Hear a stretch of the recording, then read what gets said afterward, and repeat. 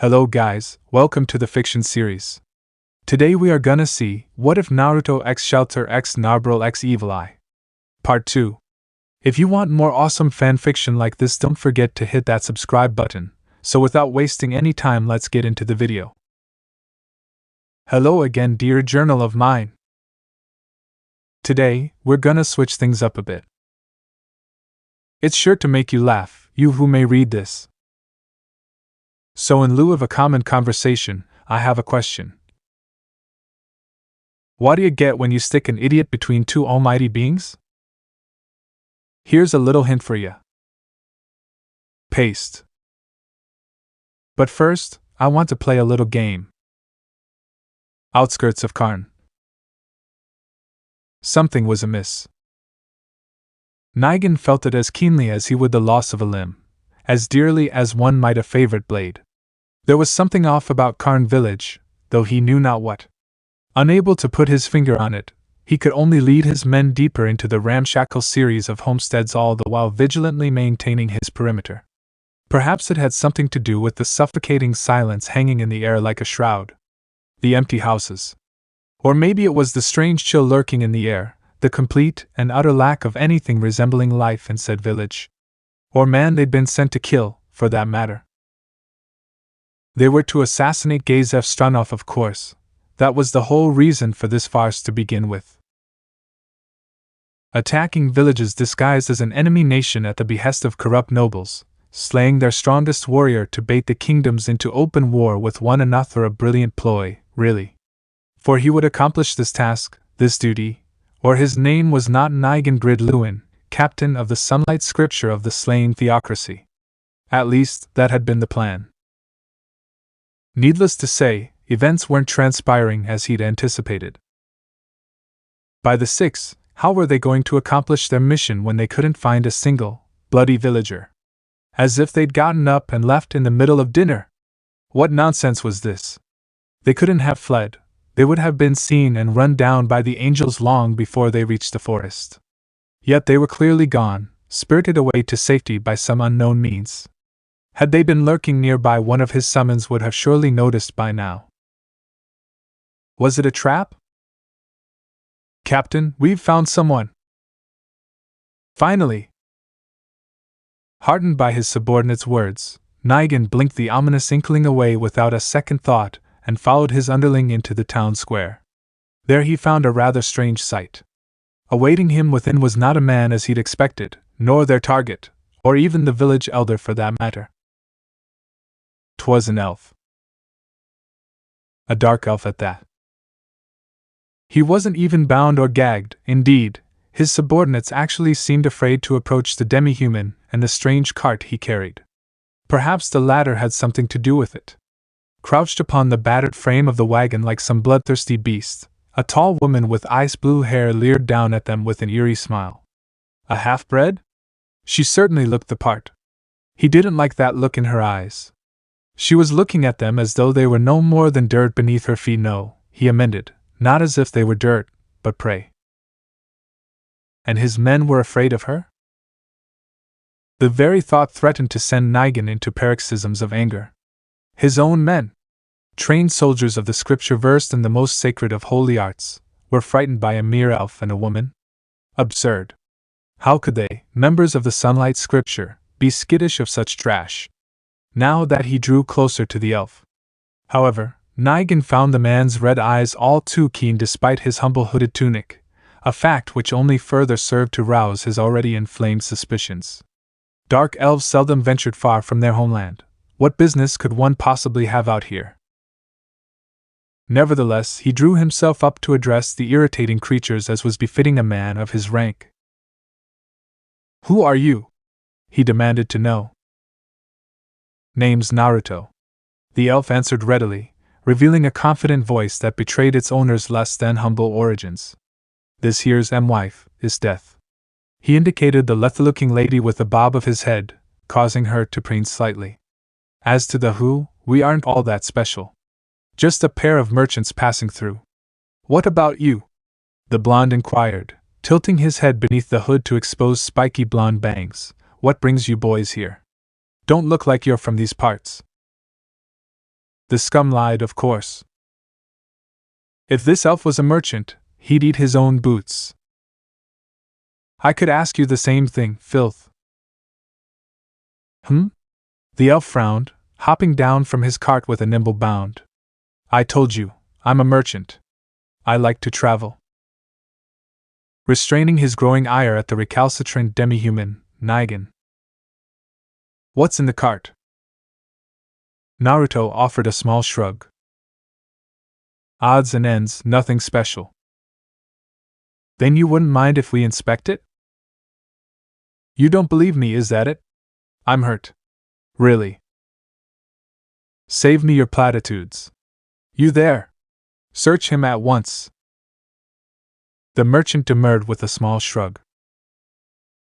As you wish. A cursory inspection revealed the cart's contents to be little more than spun cloth and bundled iron, much to Nigan's consternation. Nor did the elf have possessed incriminating evidence on him. A pity. He would have liked an excuse to wipe that smug smile of the man's face. No matter. There was still the matter of the woman, and unnerving eyes aside, he doubted she'd be willing to defy him with their angels present. That would surely strike the smirk from that filthy elf's face. Perhaps he'd become more talkative once they were finished with her. I'm afraid I'll have to ask your companion to come with us. A slender brow arched inquisitively. Under what charges? Suspicion of sedition against the slain theocracy.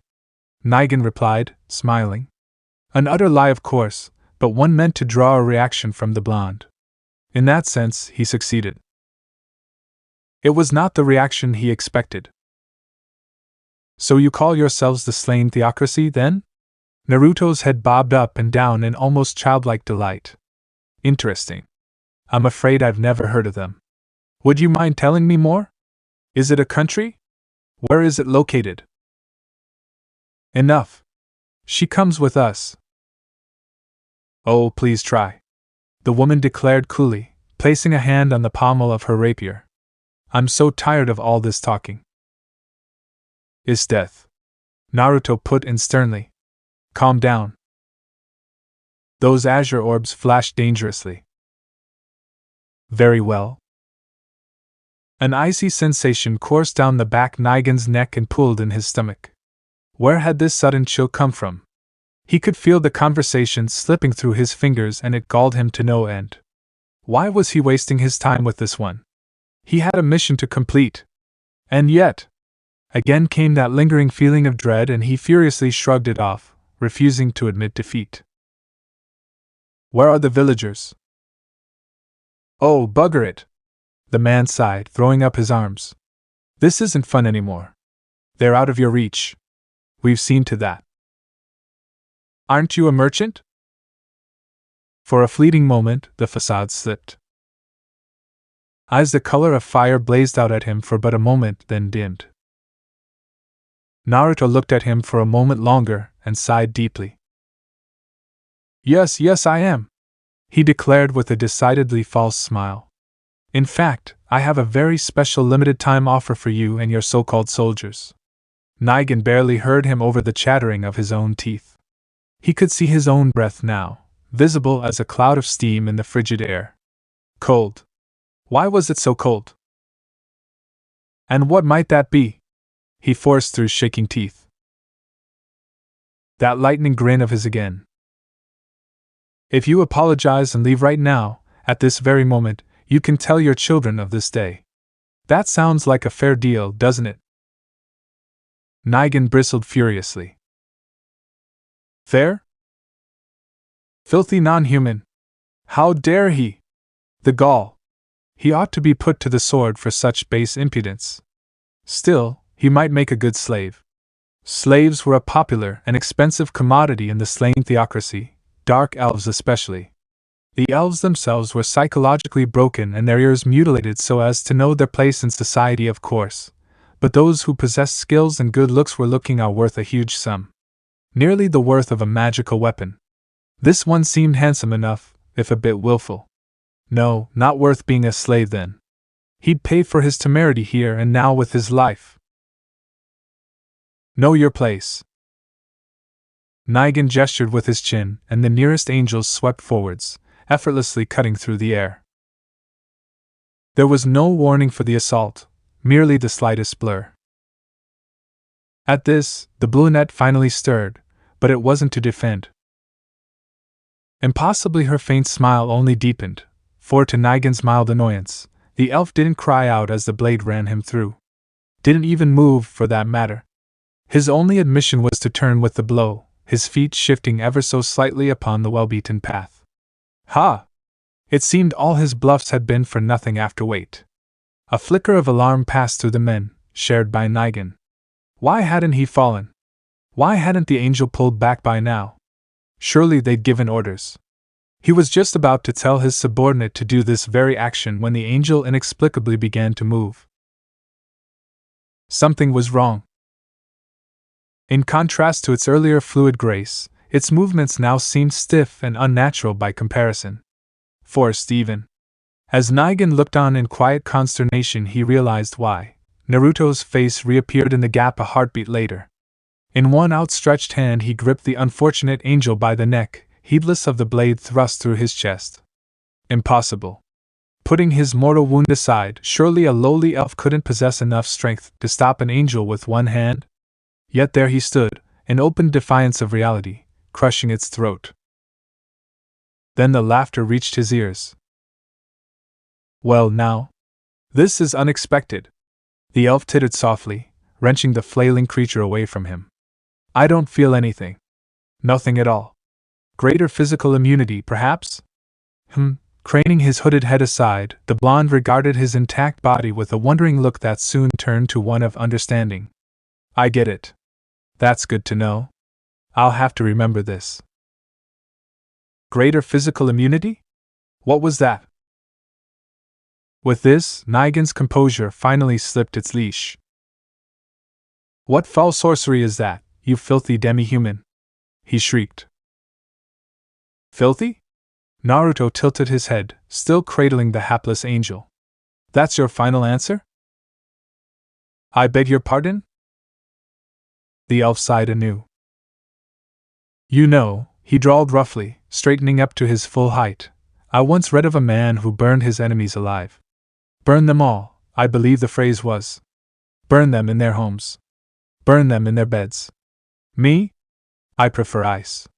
Revenge is a dish best served cold after all. I mean, humans are humans after all.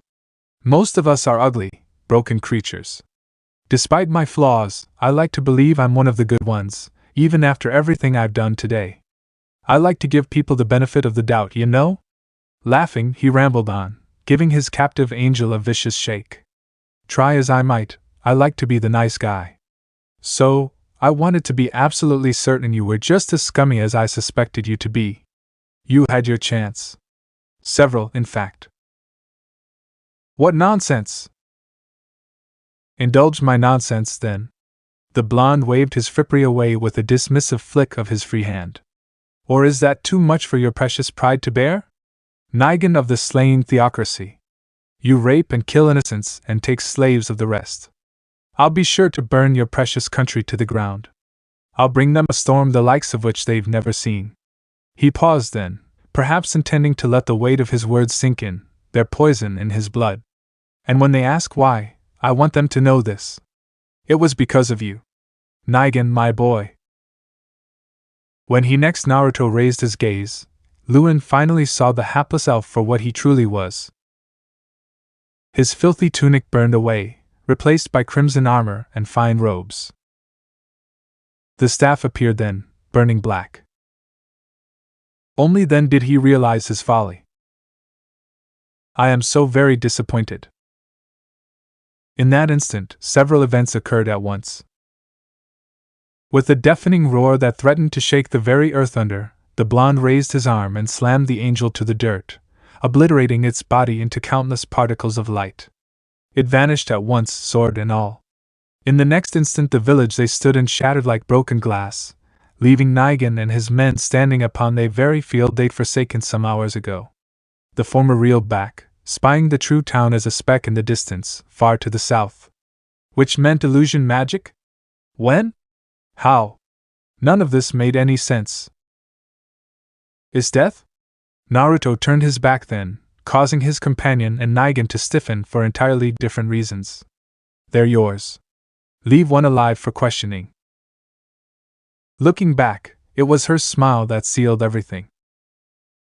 Gladly.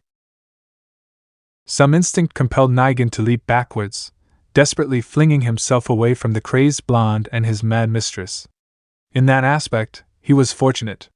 He survived where the rest did not.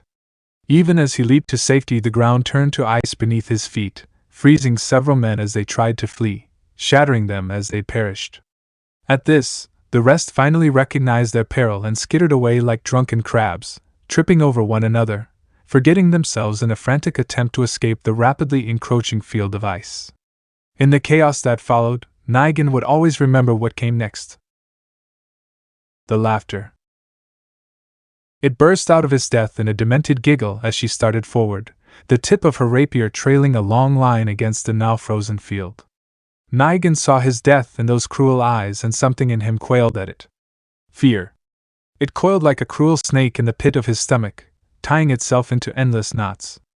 In that moment, he cared not a whit for the angels, or even his subordinates. He just didn't want that blue terror near him. Tell all the angels to attack. He shouted orders. Now. As one, more than 40 angels swooped towards the unarmored woman. To his immediate dismay, said woman barked out a spell in a foreign language, and a hail of icicles rendered them so much frozen dust in a matter of moments. Despite the brief casting time, Istetha's pace never slowed. Even as their disintegrating corpses crashed to the earth ahead of her, the smiling general continued her relentless stride forward with nary a care in the world. The sound of her footsteps thudded hard in Nigen's ears, pounding alongside his pulse. That's now how did you? Is that all? She purred. Please tell me you can do better than that. Despair set in, crushing hope. Impossible. This can't be. Holy ray. Poison. Shockwave. Fire rain. Confusion. Charge of stalagmite. Open wounds. Fire. Word of curse. Blindness. Istetha's saber rose ponderously to greet the spells, but instead of striking their target as the casters intended, they found themselves absorbed. Drained away to nothingness, as Naruto snapped into existence before her with an outstretched hand. A muscle jumped in Nigen's jaw at the sight. Again. How did he keep doing this? Defying the impossible? The elf's speed and strength were well beyond an annoyance now. In fact, they genuinely began to concern him. Too many questions, and no answers in sight. What kind of caster boasted that kind of strength and absorbed magic? Stop! You idiots! You're only making him stronger. Heedless of his orders and in full panic, the witless fools continued to feed the flame. Infuriated, Nigen rounded on the nearest caster and struck him full in the face. I said cease. This at last produced the reaction he desired. Startled by the sudden brutality, his men lowered their arms and the storm of spells ceased. Too late. Was no reason to endanger yourself, darling. His death could be heard saying as his ears ceased ringing. I could have dispatched them easily. What can I say? Naruto shrugged. I didn't like the idea of them soiling your beauty. Flatterer. What can I say? I am. Now then. Naruto surprised even himself by laughing. The resonating timbre that leaped out of him as he drank in the weak spells like so much water sounded more monster than man. Burgeoned to new heights by the onslaught, his mana sang and he raised a hand. I'll return this to you. Here was something he'd forgotten about Yggdrasil back when it was a mere game. For all its supposedly balanced gameplay, magic would always accomplish what physical strength could not. Indeed, spells exceeded strength. They were powerful. Ridiculously, absurdly, overpowered. Throw enough skill points into your magic stats, and you could annihilate armies. Naruto had never given thought to this before. The game had always been his garden, a paradise where he could revisit the past. Leveling up and the many spells that came with it was merely a means to achieve, and then maintain that end. But what was an end without purpose? In his darker moments, he'd even contemplated suicide. His physical body was absurdly sturdy, but he was by no means immortal. He didn't doubt he would have found a way if he put his mind to it. Thrown himself from an incredible height? Leaped into a nuclear reactor? Cowardice had stayed his hand then, however, and it was because of that very cowardice that he lived to see this moment, that he came to an abrupt realization. He was strong. Horribly, woefully strong. So strong he'd never had chance to enjoy himself. Never had a reason to. Until now. Perhaps Naigan sensed this. Perhaps he realized what was about to happen. Flailing, he turned his gaze to the sole angel remaining. Principality of Observation. Enga. Oh, please! Raise and shuriken. A deafening shriek eclipsed the rest of his command and the world burned white, throwing Naigan on his back. What just I don't? When he came to his senses and scrambled upright, the last of his hope withered and died. He found himself staring at the mangled remains of what had once been a divine being, now smoldering away in a frozen crater. He hadn't even seen the spell that had slain the defensive type. Reality's only admission remained the ringing in his ears. Senses came back to him, the screams of his men, the reality of the situation falling upon him in a painful pall of despair. Sense slinked away. Slowly. Through legs that felt like lead he stumbled back, unable to believe what his eyes were telling him. Devil! Oni! Akuma! What way were you? Naruto sighed. Do you know how it feels to be overpowered? The words emerged as growl as he prepared another spell. To be so hopelessly outmatched, overwhelmed that you can't even lift a finger against your opponent. That's how those villagers felt when you slaughtered them. They were helpless. That's how you're going to feel once I'm through with you. A hand rose, pointing at him imperiously. So go ahead. Cast your spells. Summon your oh so precious angels. Because no matter what you do in this situation, what you say, what you summon, what you use as a weapon, we are going to kill you. Naigan quailed. We?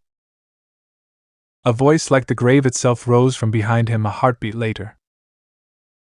Grasp heart. A sudden intense pressure manifested in Naigan's chest, as though a giant hand had suddenly reached inside of him and squeezed. He staggered, still clutching inside his coat for the sacred item with numb fingers. To no avail.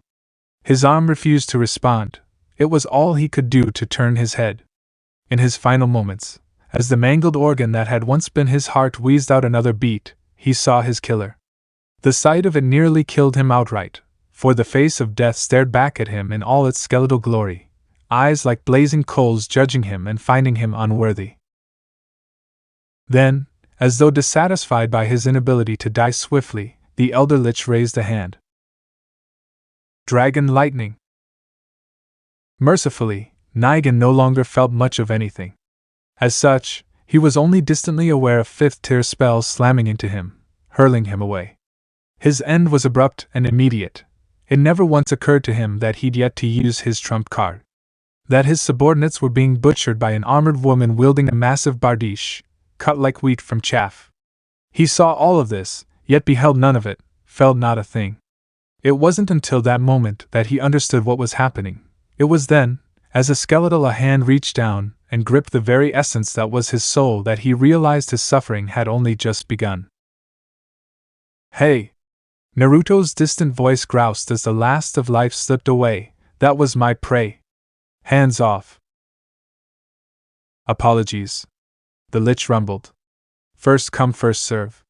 You can have that crystal. TCH. Spoil sport.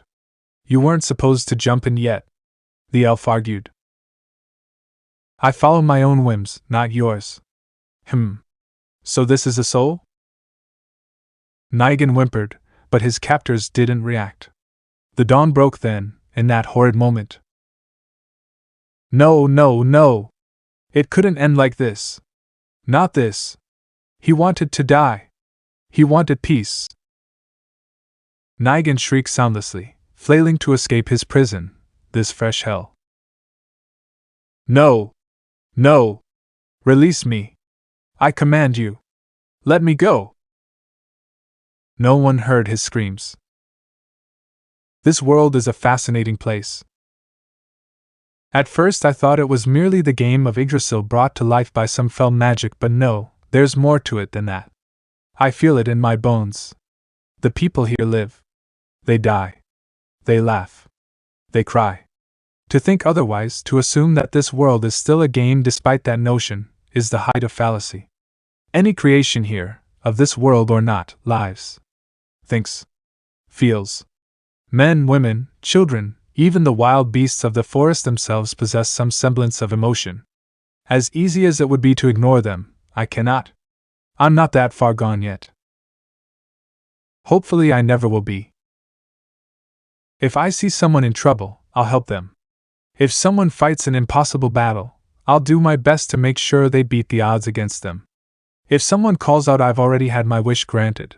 Because of that, I'm able to see nearly all of my friends and family once more and a few others besides.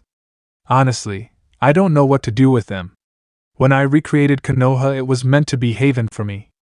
A piece of the past, brought back to life with painstaking work and effort. Then others got their hands on it, and well. Misfortune, to say the least. My allies are legion now: ninja, servants, knights, assassins, sorcerers, explosion-loving mages, cooks, kings and queens, all. Beings created by minds long since forsaken, then cast aside. You name it and they're here. I've even got a knowledge-hungry flagel wandering around somewhere. What the hell is a flagel, I ask you? See, this is what happens when you let your guild members have free rein. You fall behind the times. You're left scrambling to catch up. I kinda regret that now. What's the purpose in having all this army, these allies, this sheer might, if I don't do anything with it? I want to live here. I want to make this world my home. My old life? That old world? Screw it. I have no intention of going back. I want to grow old assuming this new body of mine actually can and die here. If that way of thinking makes me a pariah again, so be it. I'm used to that. If it means ruling with an iron fist, so be it. Hoff, I'd rather not. Am I a hero? Am I a villain? I don't know. At least I know I'm not alone in that dilemma. Perhaps that makes this easier. Perhaps it makes things more difficult. I don't know. But I do know his name. Ainzo Gown. He's a player. Just like me. He has to be. Who else could possess such powerful skills? As of this entry, the Great Forest is entering into negotiations with Nazarick. When I say negotiating, I mean I've gone to the Great Tomb. In person. Now I know what you're thinking, dear reader. This is foolish, no? I don't think it is. If anything, it would be foolish to put this off any longer. Ancient. How do I put this? We're going to be the best of friends, or bitter enemies. Best to have it out and be done with it. Besides, it's not like I'm going alone. I brought us death and that one with me, and if push comes to shove, I'm certain we can fight our way out. I just hope I don't encounter that crazy vampire again. She might actually kill me if I let my guard down. So, if you're reading this, I'm about to negotiate with death itself. I'm walking right into the lion's den, without regrets. As to what those negotiations will entail. Whether we'll be friend or foe. I'm curious. Within the great tomb of Nazarick. The journal vanished from his hands with a soft rush of air. With a long-suffering sigh, the sage of the great forest turned to find the one responsible. He needn't look far. Hanging over his shoulder like a grim reaper, their arm extended with his stolen book in hand, they somehow projected an aura of absolute innocence despite being caught red-handed in their ill-chosen act of scribbling. A pair of sheepish amber eyes regarded him cheerily, their cross-shaped pupils widening in faux despair behind pale violet tresses. She tilted her head, causing the faint halo hanging above it to tilt askew. Is something the matter, master? A muscle jumped in his jaw. Oh? Naruto wasn't fooled for even a moment. To believe that this individual was innocent would be to call the sky green and the earth blue. Some might call her an angel. Others, death itself. The few who saw her true face knew better. She was, in a word, a bibliomaniac. Completely and utterly hopeless. Any attempt to reform her was doomed to failure from the outset. Many words could be used to describe this strange being, more than a few of them crass. She was the sole being responsible for maintaining the hidden libraries of the great forest.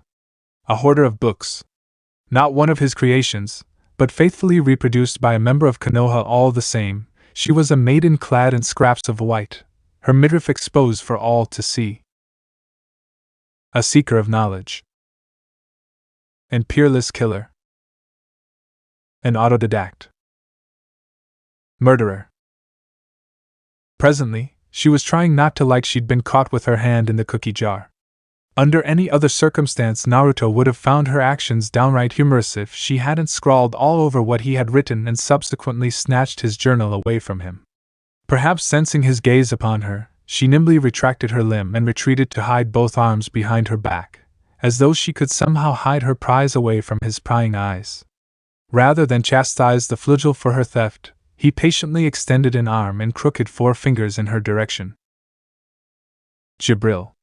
What have I told you about scribbling about in my journal without permission, As he spoke, Snehite wings drooped even further to match her ears. To not to. Hand it over.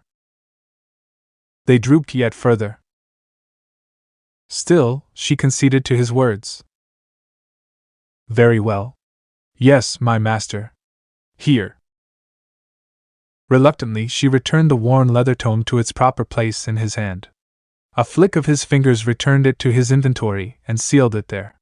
Somewhere ahead of him, he heard a muffled noise from Ainz that might have been laughter. The sound of Estetha's grinding teeth also proved prevalent. He'd have to make this up to her later. For now, Naruto wisely chose to ignore the foreboding sense of doom of this back and returned his attention to the recalcitrant being hanging behind him. Was it wrong that he felt just a touch of guilt for spoiling her fun? It wasn't as if they had anything better to do, given the long trek ahead. A portal was absolutely out of the question. For all he knew, Ainz could drop them in a nest of basilisks. Which brought them to their present predicament. A long, arduous slog towards the throne room. Perhaps it was foolish of him to willingly depart for Nazarick under such a light guard. If he'd had it his way, he would have simply gone alone. Half the guild would have gone with him if he'd let them. He absolutely refused to allow Yui to enter a place like this. She might be wise for her age, but she was still very much a child, and the horrors of Nazarick were not meant for children. No, he'd never bring his daughter here even if it cost him his second life. He'd sooner die than expose her to the twisted terrors that dwelt within this tomb. Unfortunately, his death was far beyond tolerating his slippery tactics today. Konoha's resident librarian had been most insistent as well. Still, that left the undisclosed matter of his precious book. If you want one that badly, I'll get you one, all right? No, no, no! That's not it at all. She lurched at him from behind and draped herself piggyback over the sage like an eager child, nearly bowling him over with her enthusiasm. You have so many secrets. The angelic being cooed into his ear, they're in that journal. And I don't know them. That's unforgivable. Her long legs kicked petulantly at the air, knocking against his shin. I need to know them all. Yes. There is nothing in this world as wonderful as the unknown. Don't you agree? You're soaking my shoulder. My apologies. Hurriedly wiping the drool from her mouth, Jibril straightened against his back. She made no effort to move beyond that. How long are you going to do this? Why not? This is comfy. The sage of the great forest took a moment to gaze into the darkness ahead, and willed himself not to dash his skull against it. Of course it's comfortable for you. Naruto sighed and palmed his face. With his death and the others, he had at least held some modicum of control. He could tamp down their more destructive desires in that regard. Jibril was unique in that he had little to no control over her temperament. Created by a long-since-lost member of Konoha's once prominent guild, she was driven by the singular desire for knowledge above all else, with the latter interrupted by sporadic bursts of violence against those she felt had slighted her. If her power weren't so utterly eclipsed by his own, he might have been worried. I think that's quite enough, don't you? It seemed as death had finally reached her limit. Is the icy bitch getting jealous? The flagel sneered, craning her neck. Too bad. His back's all mine, KYH. The icy general didn't raise a hand against Naruto, no, of course, she would never do such a thing, but Jibril was another matter entirely. A pale hand snaked down and plucked the heavenly being by the scruff of her neck in a devastating display of strength. Twisting her wrist, she flung from the blonde's back and tossed her into a wall, never once breaking her stride by his side. Naruto pinched the brow of his nose, knowing full well what had happened, rather, what was about to occur. Something like that would only stun the flagel, and not for very long.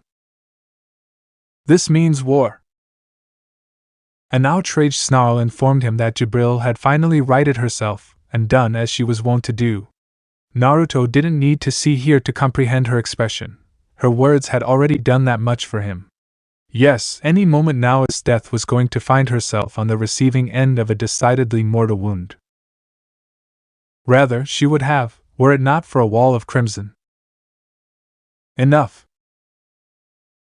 A thread of killer intent wove its way into his words, stopping her assault cold just as she reached the bluinet. Icy blue eyes blazed scarlet, pinning his two generals in place. We are guests here, and I expect the two of you to behave as such. His crimson gaze swept over both of them, holding them in thrall, putting them in their place before they could come to blows. There'll be time enough for your squabbling once we've concluded our business here. Of course, you're free to kill anyone who attacks us. He paused, considering their rigid postures and how best to alleviate the fear he'd accidentally instilled in them. I trust the two of you implicitly to keep me safe. My life is in your hands. It was exactly the right thing to say. Both women straightened. As you command? Happily. Just as well. Not a heartbeat later, the icy timbre of Ain's voice rang out ahead of them in the dark.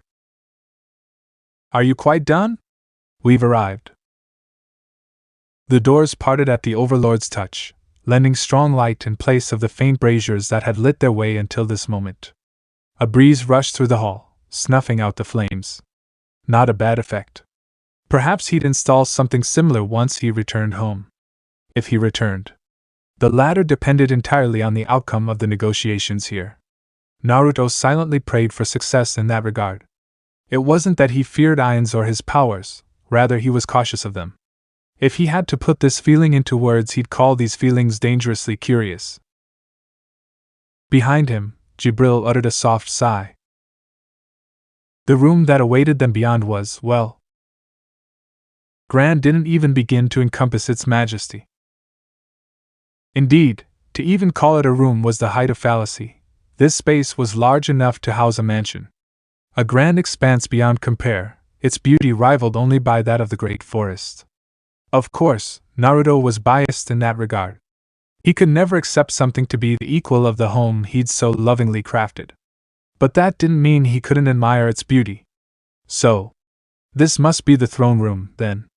It looked as though a good deal of it had been remodeled recently at that. Rather than a great empty space before the throne itself, someone had erected an awning of sorts and thrust a grand table beneath it, complete with chairs. Please excuse the accommodations, the Overlord rumbled.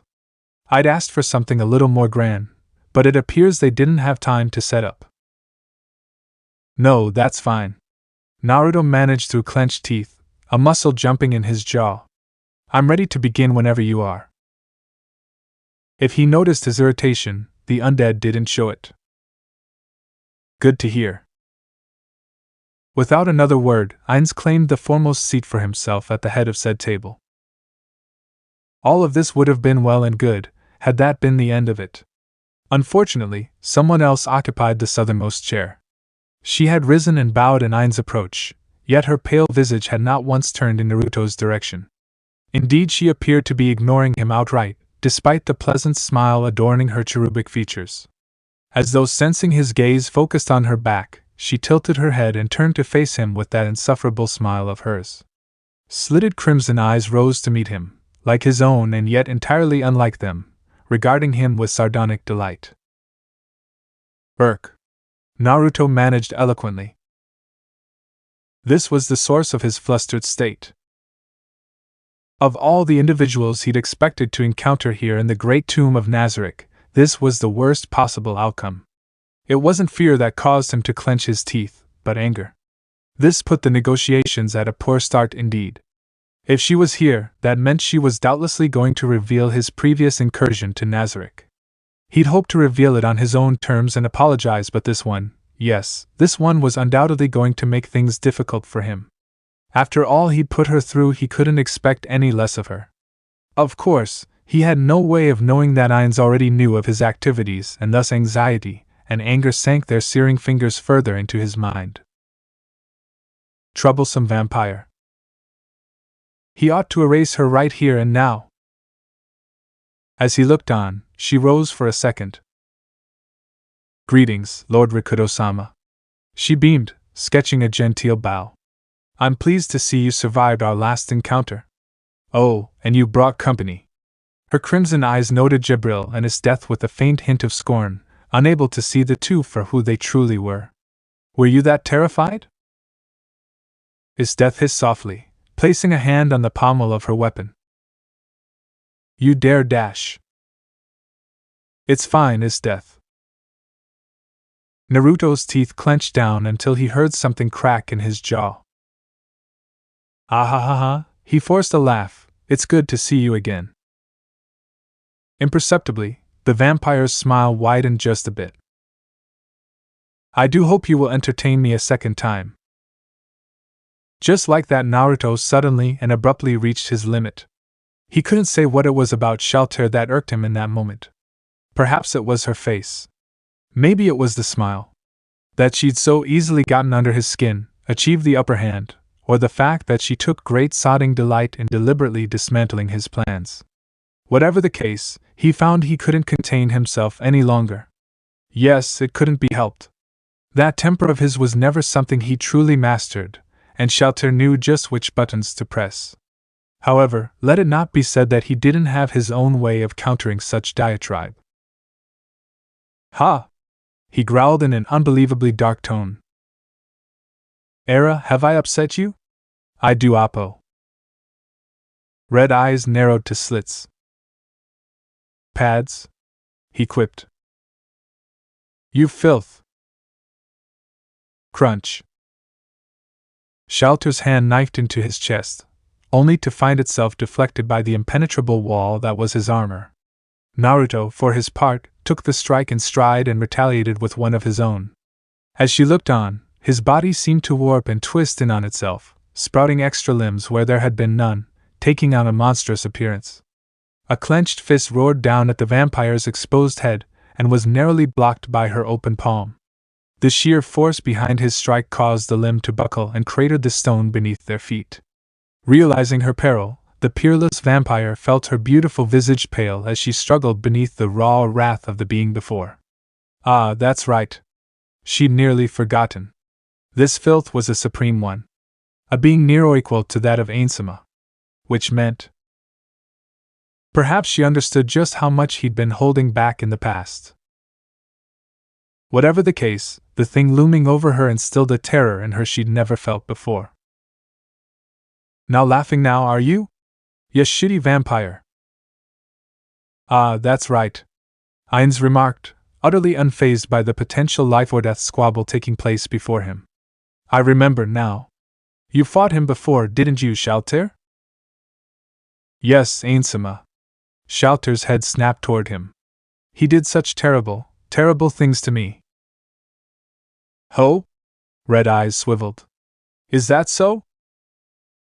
Just like that, the tension drained right out of the room. Naruto twitched slightly, releasing the vampire. That's a misunderstanding, you damn vampire. You did that shit on purpose. Perhaps the rest of us should depart for now? Jibril proposed with serene tranquility. Ainz was in total agreement. Albedo. A skeletal hand gestured. Shalltear. You may leave us. But Ainsama? To leave you unguarded? Are you implying I would fall? The elder lich regarded them with the emotionless pit of his face. Oh, of course not. But. Then do as I say. In the end, the floor guardians obeyed and diverted from his side down a side passage, but not before casting one last scathing glance over her shoulder at the trio. Naruto didn't blame her for her spite. He wouldn't trust a stranger in his home either. It was part of the reason he'd come to Nazarick in the first place. In part, while he allowed his death and Jibril to retreat to a respectable distance. He was already well aware of its location, while Ainz didn't seem to be aware of the great forest. Even should something happen to him, it would still be safe for a time at least. If he fell here, they'd at least have some time to prepare. I apologize for Shalltear's behavior. Ain's rumbling voice cut through the reverie of his thoughts. She's been in a foul mood as of late. That's probably my fault. The Bond shrugged. And I'm the one who should be apologizing. I scouted this place out before I was aware of things. She didn't take kindly to that. Are you certain you haven't sullied her? Oh, that shit's not funny. He couldn't tell if the lich was joking or not. That stoic visage hid any and all visual cues. His deadpan tone left no room for guessing. For all he knew, the undead might well be messing with him. Or not. Even his emotions were difficult to sense, as though they were being regulated somehow, by a force he didn't understand. Sensing his scrutiny, Ainz exhaled deeply. You're insufferable, you know that? Hey, I try. The blonde beamed. Now then. Claiming his seat at the table, the whiskered warrior steeped his fingers and leaned forward over the polished surface until his elbows rested against it. Ainz made no move to mirror him, but he felt the full weight of the lich's regard settle upon him nonetheless. In that moment, he had his full, undivided attention. Any trace of levity between the two vanished in an instant. Not to say that they were on edge, rather, simply aware of the other. A facade had been dropped by both of them, and they saw the other for who they truly were. Whether this would lead to triumph of catastrophe, who knew? Only time would tell, and both were admittedly anxious to begin, at that. Better to settle things with words, rather than fists. Neither had the desire to risk their precious resources, after all entertaining though such a brawl would be. Shall we begin, then? A soft sigh echoed. I suppose. They hadn't dismissed their allies to be cruel. The act had been intentional on their part. Indeed, to subject their precious commanders to this would have been the height of cruelty itself for both parties involved. It was for their own good. A tainted, crimson aura stemmed from Naruto's shoulders and found its match in the murky jet-black miasma exuded from Ain's old gown. This was the pressure of two supreme beings, entities that defied the very laws of the world. Anyone else would have been suffocated by it. Even that of a high general, or a floor guardian, would have been hard-pressed to breathe, let alone exist in such a stifling atmosphere. First, we should establish where we stand with one another. It was subsequently shattered by a nearby door slamming open with a rush of hot air. Ainz tilted his head. Shalltear? I told you to leave. The vampire looked suitably chastened at that remark, but her pallid visage suggested otherwise. I'm sorry, Ainsama, I tried to stop her, but... A pale blur registered in their peripherals. Stop her? Who are you? Era, and who is this? The child blinked. So did Naruto. An ethereal beauty in every sense of the word, she seemed almost perfect. Truly a superior creature, framed in battered-looking rags that seemed entirely too large for her petite frame. Hair the color of the palest snow framed a cherubic face from which wide eyes stained a strange red-blue but not quite violet shone. The one flaw, if one could call it that, was the tiny fang peeking over her lower lip. Was she a vampire? His couldn't be certain, indeed. He wondered about that but quietly filled that tidbit away as she turned her gaze upon him. She one of yours, Ainz? No, the contemplative tone told him all he needed to know. I can say for certain that I've never seen her before. Which begs the question. Exhaling softly, Naruto knelt before the little girl, careful to seem as unthreatening as possible. She tilted her head at him, regarding him with confusion and a hint of awe. Even so, he remained cautious. Couldn't make any sudden movements now, could he? Wouldn't do to spook her, after all. Hey there, Chibi, he remarked quietly. Are you lost? Where's your mommy? Those eerie eyes regarded him for a moment. A tiny finger rose. Pointed. Past. Him. Mama. Shalltear's jaw clicked open. Ha! Oh ho! Naruto cried. She broke character. Didn't think that was? Then that finger swung towards him. Papa. A pall fell over his very soul. Eh?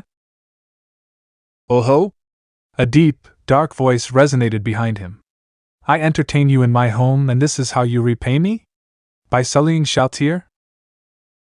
He didn't have to turn to know who it was. Naruto blanched at Ainz's menacing aura. It would have been funny, really, if he wasn't so confused. Really, none of this made any sense. A child? Between him and Shalltear. How? He hadn't so much as touched her in such a way, let alone done that to her. His last memory of the furious vampire was their magic colliding, slamming against one another in a battle for supremacy. But no. Surely such an event couldn't have produced a miracle like this, even in this brave new world. No. Of course not. That was impossible, right? Right. Hence the confusion. And the terror. Did he mention terrified? As if on cue, the child pivoted on one heel and turned towards Ainz. The Overlord paused, taken aback. Until she spoke. Grandpa, she lisped. The silence was deafening. And then. Sayage! Now wait a sec. I don't understand what's going on. I swear I never. A hand snapped up in the same instant. Triplet maximize magic. Call greater thunder. Ack. And the world burned white. Era, and who is this? The child blinked. As did Naruto. An ethereal beauty in every sense of the word, she seemed almost perfect. Truly a superior creature, framed in battered-looking rags that seemed entirely too large for her petite frame. Hair the color of the palest snow framed a cherubic face from which wide eyes stained a strange red-blue but not quite violet shone. The one flaw, if one could call it that, was the tiny fang peeking over her lower lip. Was she a vampire? His couldn't be certain, indeed. He wondered about that but quietly filled that tidbit away as she turned her gaze upon him. She one of yours, Ainz? No, the contemplative tone told him all he needed to know. I can say for certain that I've never seen her before. How odd. Shalltear hummed. She seems almost familiar. Which begs the question. Exhaling softly, Naruto knelt before the little girl, careful to seem as unthreatening as possible. She tilted her head at him, regarding him with confusion and a hint of awe. Even so, he remained cautious. Couldn't make any sudden movements now, could he? Wouldn't do to spook her, after all. Hey there, Chibi, he remarked quietly, careful not to frighten her. Are you lost? Where's your mommy? Those eerie eyes regarded him for a moment. A tiny finger rose. Pointed. Past. Him. Mama. Shalltear's jaw clicked open. Ha! Oh ho! Naruto cried. She broke character. Didn't think that was. Then that finger swung towards him. Papa. A dark pall fell over his very soul. Eh? You're joking, right? There's no way I'd ever. Papa. The little one repeated firmly, her gaze never wavering from his own. Eh? Oh ho? A deep, menacing voice resonated behind him. I entertain you in my home, and this is how you repay me? By sullying Shalltear? He didn't have to turn to know he'd erred. Naruto blanched at Ainz's menacing aura. It would have been funny, really, if he wasn't so confused. Really, none of this made any sense. A child? Between him and Shalltear? How? He hadn't so much as touched her in such a way, let alone done that to her. His last memory of the furious vampire was their magic colliding, slamming against one another in a battle for supremacy. But no. Surely such an event couldn't have produced a miracle like this, even in this brave new world. No. Of course not. That was impossible, right? Right. Hence the confusion. And the terror. Did he mention terrified? As if on cue, the child pivoted on one heel and turned towards Ainz. The Overlord paused, momentarily taken aback by the frightful intensity of her gaze. Had he been in full possession of his faculties, Naruto would have taken the opportunity to bolt right then and there. As it stood, he found himself juxtaposed, wanting nothing more than to gather up his allies and flee, yet helpless but to watch the eerie drama unfolding before him. Somehow, he knew what she was going to say next. Time unfolded like a spool of yarn as she swung around and leveled a pale finger at Ainz. Grandpa, she lisped. The Lich's jaw clicked open softly. Shalltear made a soft, squelching sound. The silence that followed proved nothing short of deafening. And then. Sayage! Now wait a sec. I don't understand what's going on. I swear by my ancestors I never. A skeletal hand snapped up in the same instant, fingers splayed wide. Triplet maximize magic. Call greater thunder. Wait. If not for Naruto's reactive armor, Ainz's spell might have inflicted debilitating damage upon the unprepared blonde. As it stood, the latter's health suffered a rather substantial hit. He felt rather than saw his flesh cook beneath the hardened helm even as his back slammed against the nearest wall. Snapping the faceplate back, the blonde bolted upright and upended the table between them, using it as an impromptu shield against the next flurry of bolts that came howling his way. By comparison, these didn't so much stagger him as they did sting. Now that he'd managed to muster some sort of defense, he could trust in his armor to hold. His surroundings, however?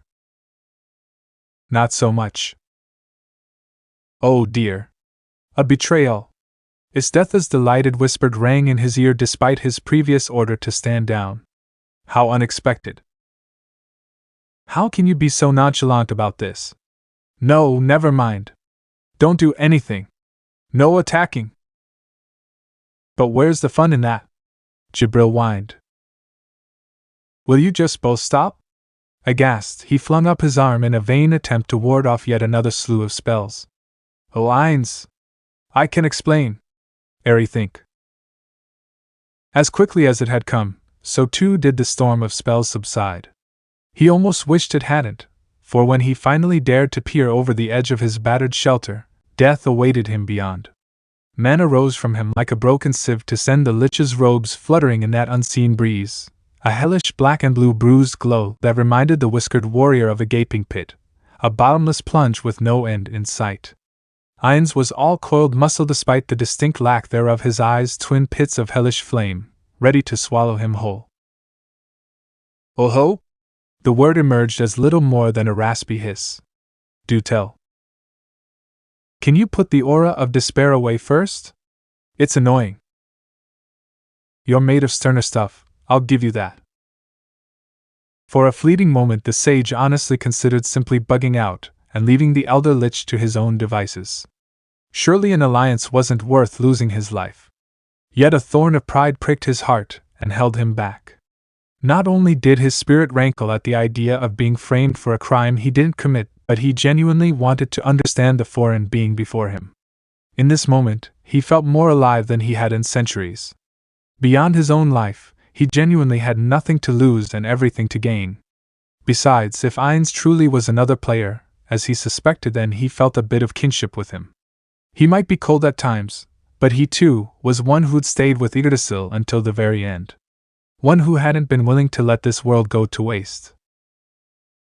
Look, if we just cool our heads and think rationally, the answer is obvious. He paused, waiting for the weight of his words to sink in. Neither of us is to blame for. He gestured expansively at the still silent child now nuzzling herself into a stricken Shalltear's side. Whoever she is, I'm sure there's a perfectly logical reason for all this. Is that all you have to say? If I wanted to run away, I would have used my damn ring and bolted back to my guild. Thus speaking, he thrust up his hand, revealing the glistening sapphire there for all parties to see. The fact that I haven't speaks for itself. Ask the vampire lowly if you don't believe me. Now it was Shalltear's turn to balk as the lich's gaze found herself. Explain. Indeed, the vampire's already ashen expression somehow turned positively pallid. Well, he did escape me, but he didn't do that to me. That? The blonde bristled. Oh, did you think I actually went and banged? Behind him, the shadow intensified tenfold, threatening to suffocate him outright. Wisely, he left that sentence unfinished. There were some buttons one simply did not press, and he knew better than to attempt such a thing, no matter how irked he was with this situation. Besides, it was somewhat gratifying to see his adversary squirm in his place. But I don't know where she came from, Mainsama. The creature of the night has only just begun to wrap up her tale as he came back to herself. This little runt might look like me, but she can't possibly be my Mama! The girl interjected with a happy chirp, sending Shalltear into a fresh paroxysm of agony as she held tight to her waist. In any case, we can decide who she is and what to do with her later, can't we? The vampire pleaded, trying in vain to wriggle free both from the weight of her master's gaze as well as her progeny's unyielding grasp. If you'll just let me. No, Ainz interjected forcefully. She may stay for now. I'd like to get to the bottom of this while all parties are still present. Punishment will be meted out accordingly, if need be. Was that a threat just now, Bone Boy? Consider it a promise, Sage. Something clicked just then. The laughter, when it came, surprised him even more than it did his host. He nearly bent double, clutching in vain at his stomach, to no avail. A fresh set of guffaws ripped through him despite his best efforts, and he nearly flung himself to the floor as his shoulders shook. Ah! Now it all made sense. He'd been like this once. Regarding everything and everyone as an enemy, unwilling to trust anyone, unwilling to involve himself in mortal affair or anything, such was his broken mindset. And while Ainz might well be on the way to discarding such thoughts, he could sympathize with that. It was almost ironic, really. The great forest hereby enters into an alliance with Nazarick. A beat of silence followed. What? No, it's just I understand now. There's a fundamental difference in the way we think. I can respect that.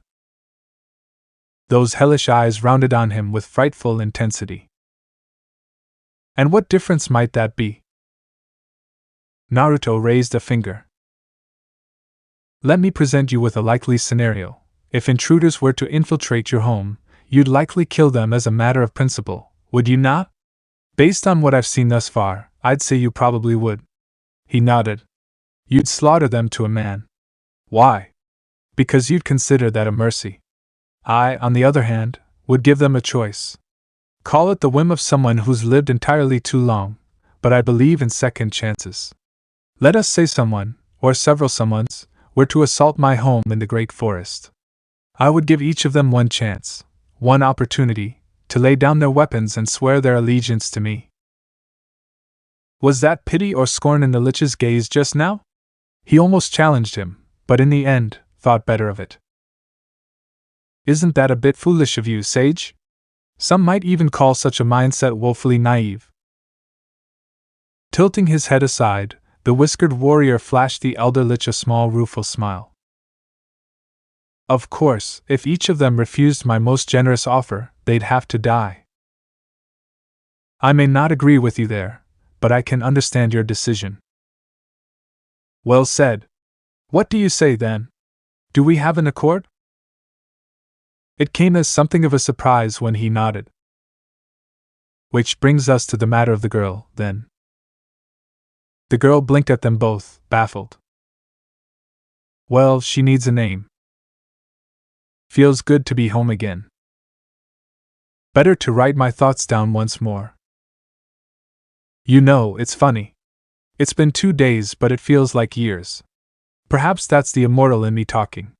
When time ceases to have any meaning for you, the hours tend to blur together. That brings up another question. Is this new body of mine immortal? How much of my old strength transferred into this new body? Can I die here? Semantics, I suppose? I'm not at all eager to test that. In others' news, the Great Forest and the Tomb of Nazarick have officially formed an alliance. Well, more in non-aggression pact than anything else, but it will suffice. For now. They say what is dead may never die, and that holds true for the Ainz and I. He could end me, and I could certainly kill him in return, but there's just no point in killing one another right now. I'm sure he's got a dozen contingency plans in place, as do I. Why waste our energy throwing ourselves at one another in endless battle without a good reason? There's a wide open world out there just waiting to be discovered. Places to be and people to see. Lands to conquer, folk to help, riches to steal. I'm going to get a reputation for this. I just know it. Never mind abusing a broken item to bring people back to life, this is going to make me infamous. I just know it. Still, why fight over a land like this when we can share it? Now that everything's finally secure on the home front, I find myself curious. I want to venture out into the world. See what it has in store, you know. Are there towns here? Cities? Taverns? What are the people like? Are there kings? Queens? Rich? Poor? So many new experiences. And there's the matter of Shalltear's kid. For the life of me, I don't know how that one came about, but she's absolutely precious. Yui's over the moon to have a little sister she can visit on the weekends. Shalltear as well. No, I'm not gonna sugarcoat it. She hates me. And I hate her just as much, but she's totally at a loss for what to do when it comes to this kid. Nazarick, on the other hand, adores her. I'm fairly certain they'll guard that girl with their life. Woe to whomever tries to harm so much as a hair on her head. We put it to a vote. Nowadays we're calling the little tyke Rory. There's a reference in there somewhere, but I can't be bothered to find it. Speaking of references, I'm still finding little surprises left behind by my old guildmates back at home. Weapons, artifacts are made. Yes. Made. Singular. Honestly, this what I get for letting them rule the roost while I lived in my little world. What was her name again? Rem? I think that was it. In any case. What's this? It seems someone went and breached the barrier I set up. Does that mean? Well. I suppose I should tidy up. It's been so long since we've had guests. I do hope they like the little trap I've prepared for them. This was death. Archie had thought herself prepared for anything. Not this. Anything but this. She couldn't blink. Couldn't move. Couldn't call out for her friends, or even see where they were. She could barely even breathe. Even now an invisible force continually pressed down on the back of her head, forcing her to prostrate her very self on hand and knee. Every breath was agony. Her heart felt fit to burst from her breast, such was the pain. How long had she been trapped here? Minutes? Hours? Days? Weeks? Months? It felt like an eternity, but in reality, she'd only endured this torture for roughly 30 seconds. Perhaps it was best she didn't know that. Her mind might break if she did. As far as stories go, her wasn't a particularly storied one. As a member of Team Foresight, she was strong as someone could be for a girl her age. An accomplished third-tier mage, she'd studied under the legendary Flutter Paradine himself before her family's disgrace. She knew her limits, knew well the terrors of the world. She knew her limits too, and knew better than to push them. In time, and with her friends by her side, she knew she'd grow stronger still. Caution had brought her this far, and caution would carry her further still. She'd been so careful, steadily amassing funds from each job, always tucking a bit away for her sisters. How long would they survive without her? Foresight had found the forest by accident. She should have known better from the start. Forests didn't simply appear from nowhere. Yet this one had. That was suspicious enough in its own right. She hadn't wanted to delve its depths, but everyone had been so eager and well. She was a worker, after all. She'd taken job after job to repay her parents' debt, to keep her sisters safe, but these Athesithes were her friends. Family. She couldn't let them plunge into a dungeon by themselves. They'd even promised her first claim over any and all riches they might find. Her greed got the better of her, because the offer was simply too good to pass up. A way to finally find the freedom she so desperately sought. A way to get her sisters away from her no-good, money-guzzling parents before they did something untoward to them. Hecarim was a fencer. Robertic served as their cleric. Imina an archer. And herself a mage. By all rights they were a balanced party. It hadn't made a lick of difference. No one challenged them when they ventured into the forest. No traps went off when they opened chest after chest and took their fill. No alarms sounded as they went deeper and deeper, no swarms were summoned. That should have been the first warning, but she'd just been so excited. Then they blundered into a trap, found themselves teleported into this hell, and now she was going to die. She knew it. This was it. This was her end. The sheer presence bearing down on her seemed to imply that much. Well, well, well. A deep voice intoned somewhere out of sight as she labored for air. I leave for a few days and come home to find rats in my garden. What do you have to say for yourself? Archie choked out a ragged gasp and struggled to raise her head, to no avail. Oh, my apologies. Perhaps sensing her distress, her host hummed. You can't speak like that, can you? Come now, raise your head. There's no need to prostrate yourself. All at once the weight fell away from her soul, leaving her retching and gasping for air. When she dared to look up and chance a glance for her surroundings, a glorious green garden awaited her sight, a sun-kissed field of flowers and windswept grass spanning as far as the eye could see.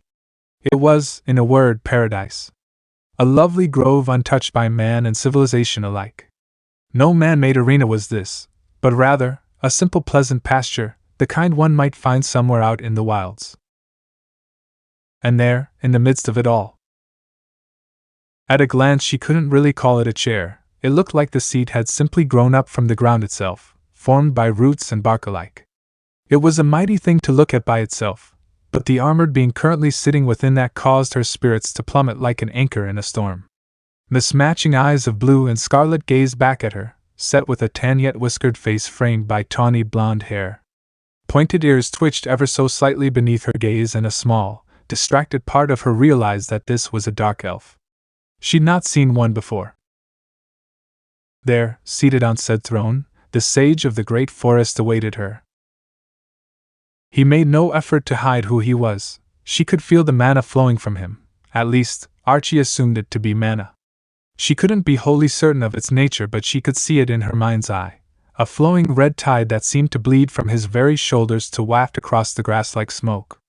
It threaded through grass and tree alike, swelled in the sunny sky like some kind of blood storm. Only moments before, she'd vomited at the sight of it. Now, it felt like little more than a cool breeze. A thorn of irritation pricked at her heart. Why was he dilly-dallying? If he was going to kill her, he should just get it over with. Welcome, welcome. Before her very eyes, he rose from his throne, surprised her with a sweeping bow. Welcome to the great forest. How can I help you today? Woo?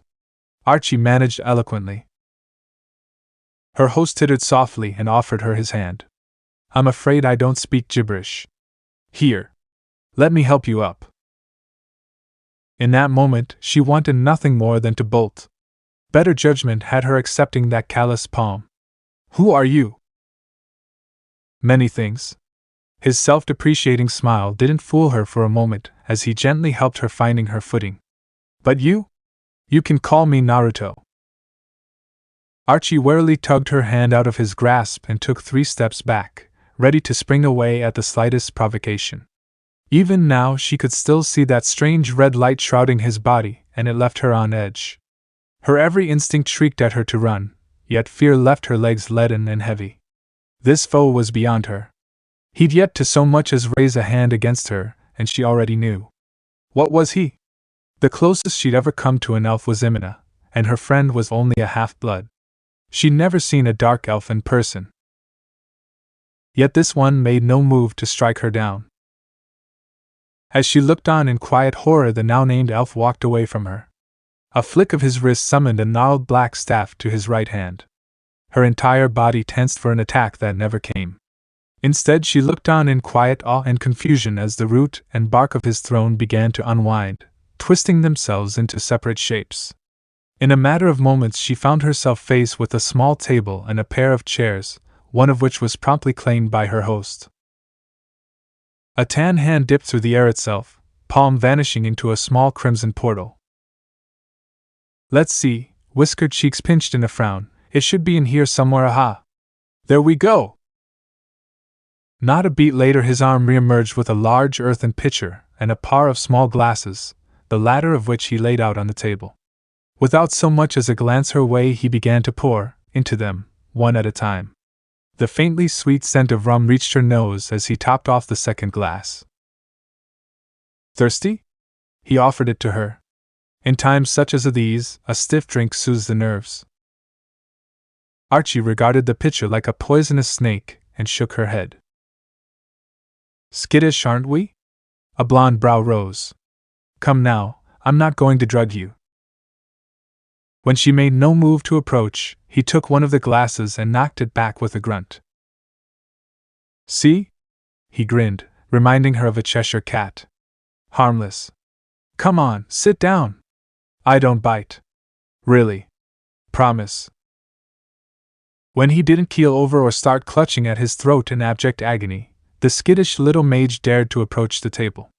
She felt sitting anywhere near this powerful being was another matter entirely, but once again, she had no choice. Anyone able to paralyze her with so much as a glare was not someone to be trifled with. He pushed the glass her way and trembling fingers seized upon it. She downed it in a single gulp and slammed it back down on the table. I'm terribly sorry for this. His confession drew a startled blink out of her as he poured her another. I'm a bit rusty at this, you see. Ever since I came to this world I've been something of a recluse. It's a shame, really. He shook his head with a sigh. I used to be much more outgoing than this, you know? Suppose I'm out of practice. Wait, somehow, she dared balk at the incredulity of it all. What do you mean, came to this world? You're not from here? His smile didn't waver in the slightest. Something like that. Belatedly, Archie realized she was alone with this man. Her team, her friends, were nowhere to be seen. She hadn't heard so much as a word from her friends. Worse, a quick inspection of the glade confirmed they were nowhere to be seen. A thorn of dread tore at her heart. You aware are? Your friends? Naruto tilted his head to regard her as one might a mewling kitten. I had the three of them thrown into a cell. Don't worry, he soothed at her anguished expression. They'll be brought here shortly once we've gone and concluded our business. You were the one I wanted to speak with. Me? Quite. The dark elf leaned closer then, armor creaking softly as he invaded her personal space. Call it a whim on my part. A curiosity. Once again those eerie mismatching eyes dominated her vision. Here I was, just starting to wonder how I could learn more of this world, when bam! He slammed his fist into an open palm and Archie jumped, nearly choking on her liquor. Your little band right to my doorstep. How could I refuse such a generous offer? Although, and here his eyes did narrow, you did help yourselves to my riches along the way. Archie squirmed in her seat, a naughty child caught with her hand in the proverbial cookie jar. But that's in the past now. Naruto's laughter wiped the slate clean sure as a storm. He leaned forward to pat her shoulder, and Archie winced as her collarbone creaked ominously. We'll be fast friends in no time, you and I. I'm sure of it. Mad. This man was mad. Completely, stark raving mad. Speaking of friends, you can see me, can't you? No, not in the typical sense, he waved her instinctive protest away. I'm talking about me. My strength. My power. What I am. Who I am. That's not something every mage can do now, is it? Her silence spoke volumes, and his grim grin only made matters worse. I didn't think so. He knew of her talent somehow. Archie wasn't sure how, only that he did. There was something more to this being. Something she couldn't quite put her finger on. Yes. She relented at last. Fascinating. He waved her on. And what do you see? Archie gathered up her talent, dared to look at him again, to turn her eyes upon the seething power stemming from his stomach. Now that she focused, she could see that the red mana clearly stemmed from something, a trickle of water running from an ocean. So she peered deeper. Deeper still into the abyss until the abyss stared back. I see you. A giant red eye gazed back at her from the abyss and left her stricken with fear. The creature was large. Massive. No, this went beyond mere fear. This was terror. Mind-numbing, bowel-voiding terror. Even now, the rum she'd drunk threatened to come all but roaring back up with the last remnants of her breakfast. She jerked back with a yelp and squeezed her eyes shut. Fox. The word leaped from her lips in a yelp. I saw a fox. Wait. Naruto blinked rapidly. You can see Kurama? He's in there? She didn't have a chance to ask what the devil he meant, because he took her nod and ran with it. Huh. He thumbed his chin. Guess he's been sleeping all this time. No wonder I couldn't talk with him out. Abruptly, the dark elf flinched at some unseen blow. All right, he sighed. Which brings me to my final question. I'm sure I already know the answer to this, but for your sake, I'll ask just this once. To her dismay, he set his cup down and leveled his staff at her throat. Why are you here? Archie choked down her drink. What? I asked why you came here? Her host continued. The truth, if you please. It was the worst thing he could have asked her. The absolute worst. Not only did this sudden inquiry nearly floor Archie outright, but it left her in a cold sweat. How could she explain her motivations? Would he be swayed by the truth? Would he believe her? Could she apologize? Dozens of ideas raced through the halls of her mind, only to smolder and burn away beneath that penetrating gaze.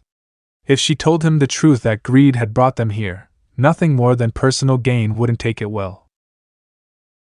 In the end, it was all she could do to come up with a good story. We were hired. A tongue of living flame ignited under her throat, and all the words withered on her tongue. Now. A lone finger wagged at her. I told you not to lie. Last chance. Truth or death. Make your choice. Those eerie mismatching orbs narrowed on her, and the pressure-killing intent returned tenfold, leaving her to choke on her tongue. Archie cracked like an egg. Choice? What choice? There was no choice at all. If she lied to him again, the sage would kill her without a second thought. He would, too, and she'd not be able to stop him. He'd be well within his rights to do so. For all his easy smiles and gentle gestures, she was still an intruder to him. Foresight had broken into his home.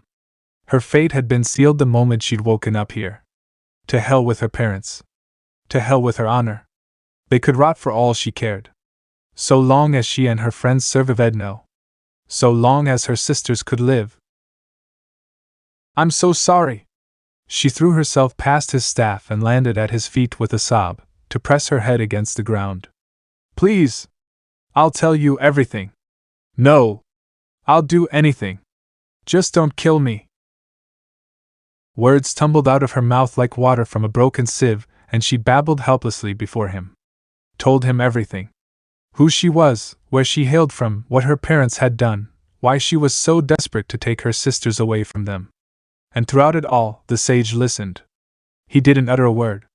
He just sat there. His oppressive silence was like a wet back, heavy and cloying. Archie held her breath and waited for the pain to come, tensing for the brief burst of agony that would send her tumbling into the void. Still, it didn't come. It never did. When he finally spoke, her heart sank. Is that all you have to say? Archie didn't dare look up, fearful of what she might see there. So she nodded into the ground. Please, she whimpered into the dirt. Have mercy. I can't die here. Not yet. Spare me and I'll do whatever you ask. Well, now I just feel awkward. His staff prodded her side gently. Come on, get up. Don't cry. I'm not going to kill you. An exasperated sigh followed when she made no move to rise. I mean it. I really can't, after hearing a sob story like that. Raise your head. Was he lying? Was this all a trick? Seriously. Up. We don't have all day. Against her better judgment, Archie did what she was bade. Naruto's smile beamed brighter than sunshine itself. You're hired. Hired?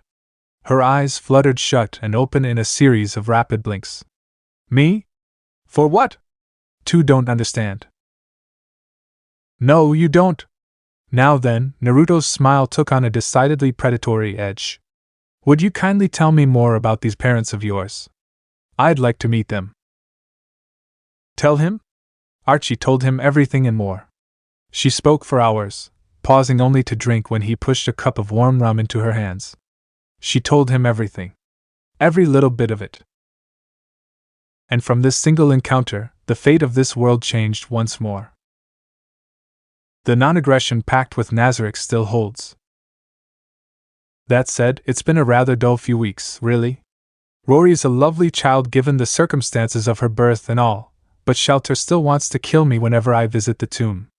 Don't much blame her. Pretty sure we'll hate each other to our dying breath. Still, we can at least pretend for the runt's sake well, most of the time. I think Science pities me in a way, but hey, he likes the tyke too. Rory still calls him Grandpa to this day. Funny how one little runt did more to secure the peace between forest and tomb than either of us ever could. Last I saw of her, Cositus was giving her piggyback rides. Damn shame cameras don't exist in this world. Had to settle for a sketch on my wall instead. In the meantime, I've made a few executive decisions around the forest. I want to see more of this world.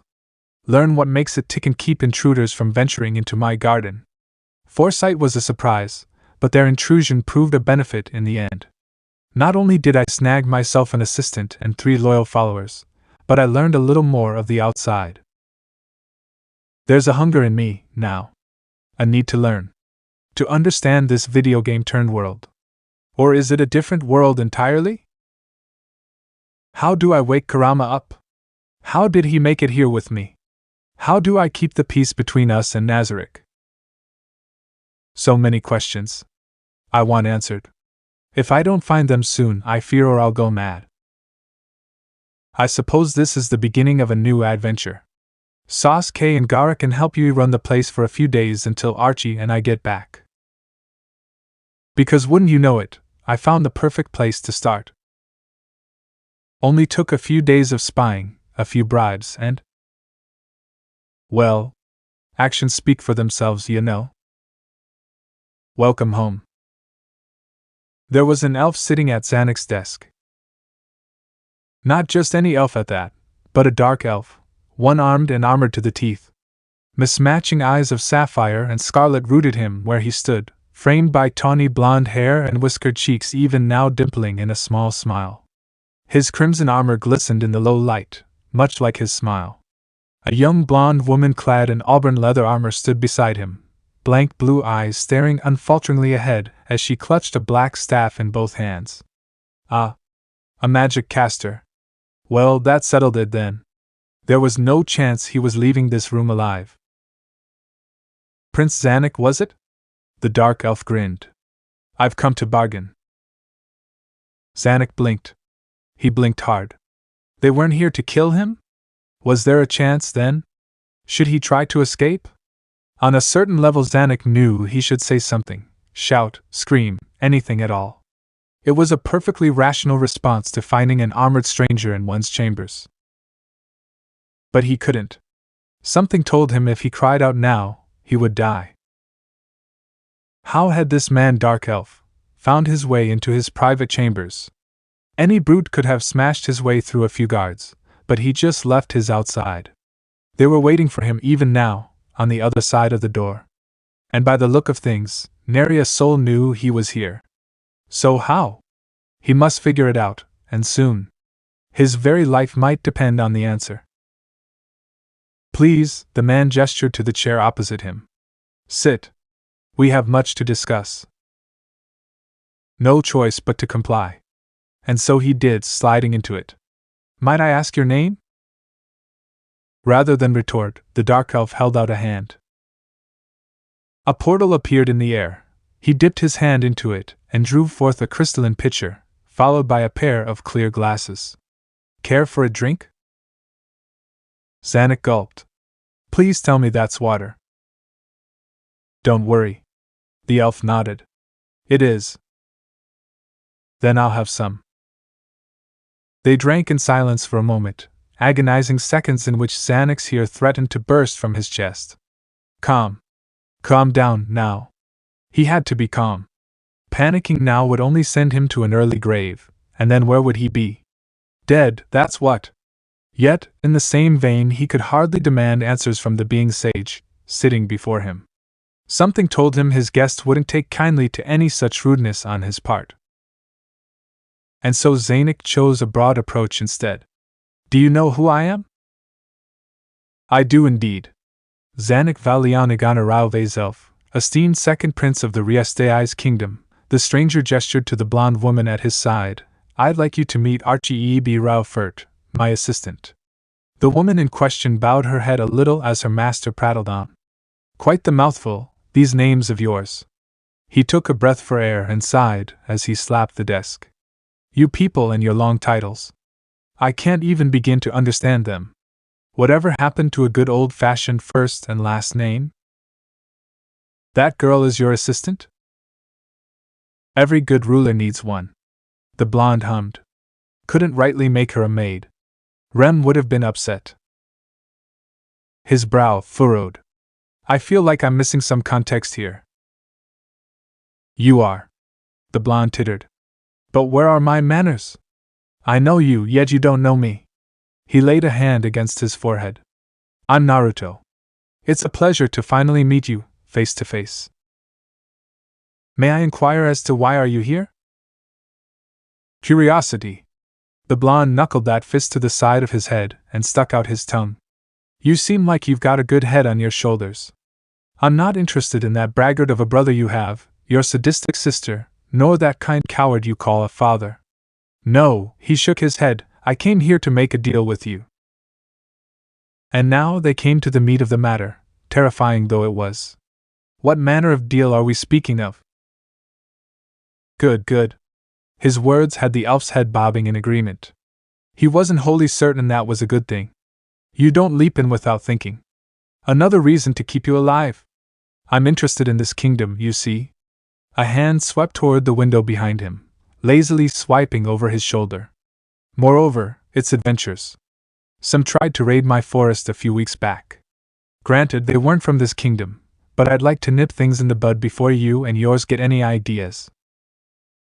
He didn't like where this was going. Did you kill them? Archie squeaked and looked at the floor, face flushing in silent shame. Heavens, no! The sage smiled. I'm not a savage. Young Archie here was a member of that very party. He reached over to pat her head. I gave her and her friends a chance to swear their loyalty to me, and they were quite reasonable about it. As for you, well... 4 fingers drummed against the wooden table.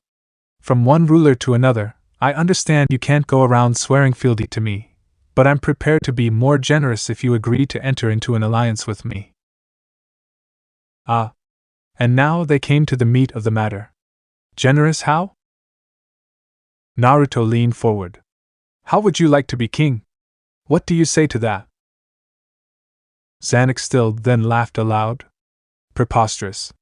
The nobles would never allow such a thing. Now hold on. Naruto scraped a nail against the table, cutting him off. You might have misheard me. I didn't ask what the nobles want, what your siblings want, or even what your father wants.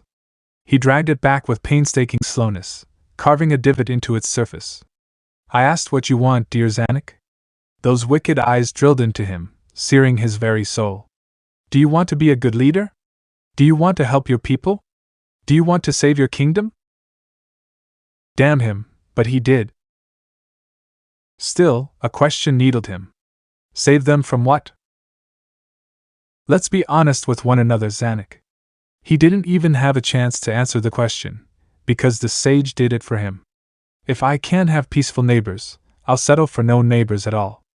But slaughter bores me, and I have no interest in conquering the world, so here I am, offering you a place in the new order to come. We could accomplish great things together. Usher in a new era of peace for your kingdom. Abruptly, his face twitched into a frown. Or we could destroy.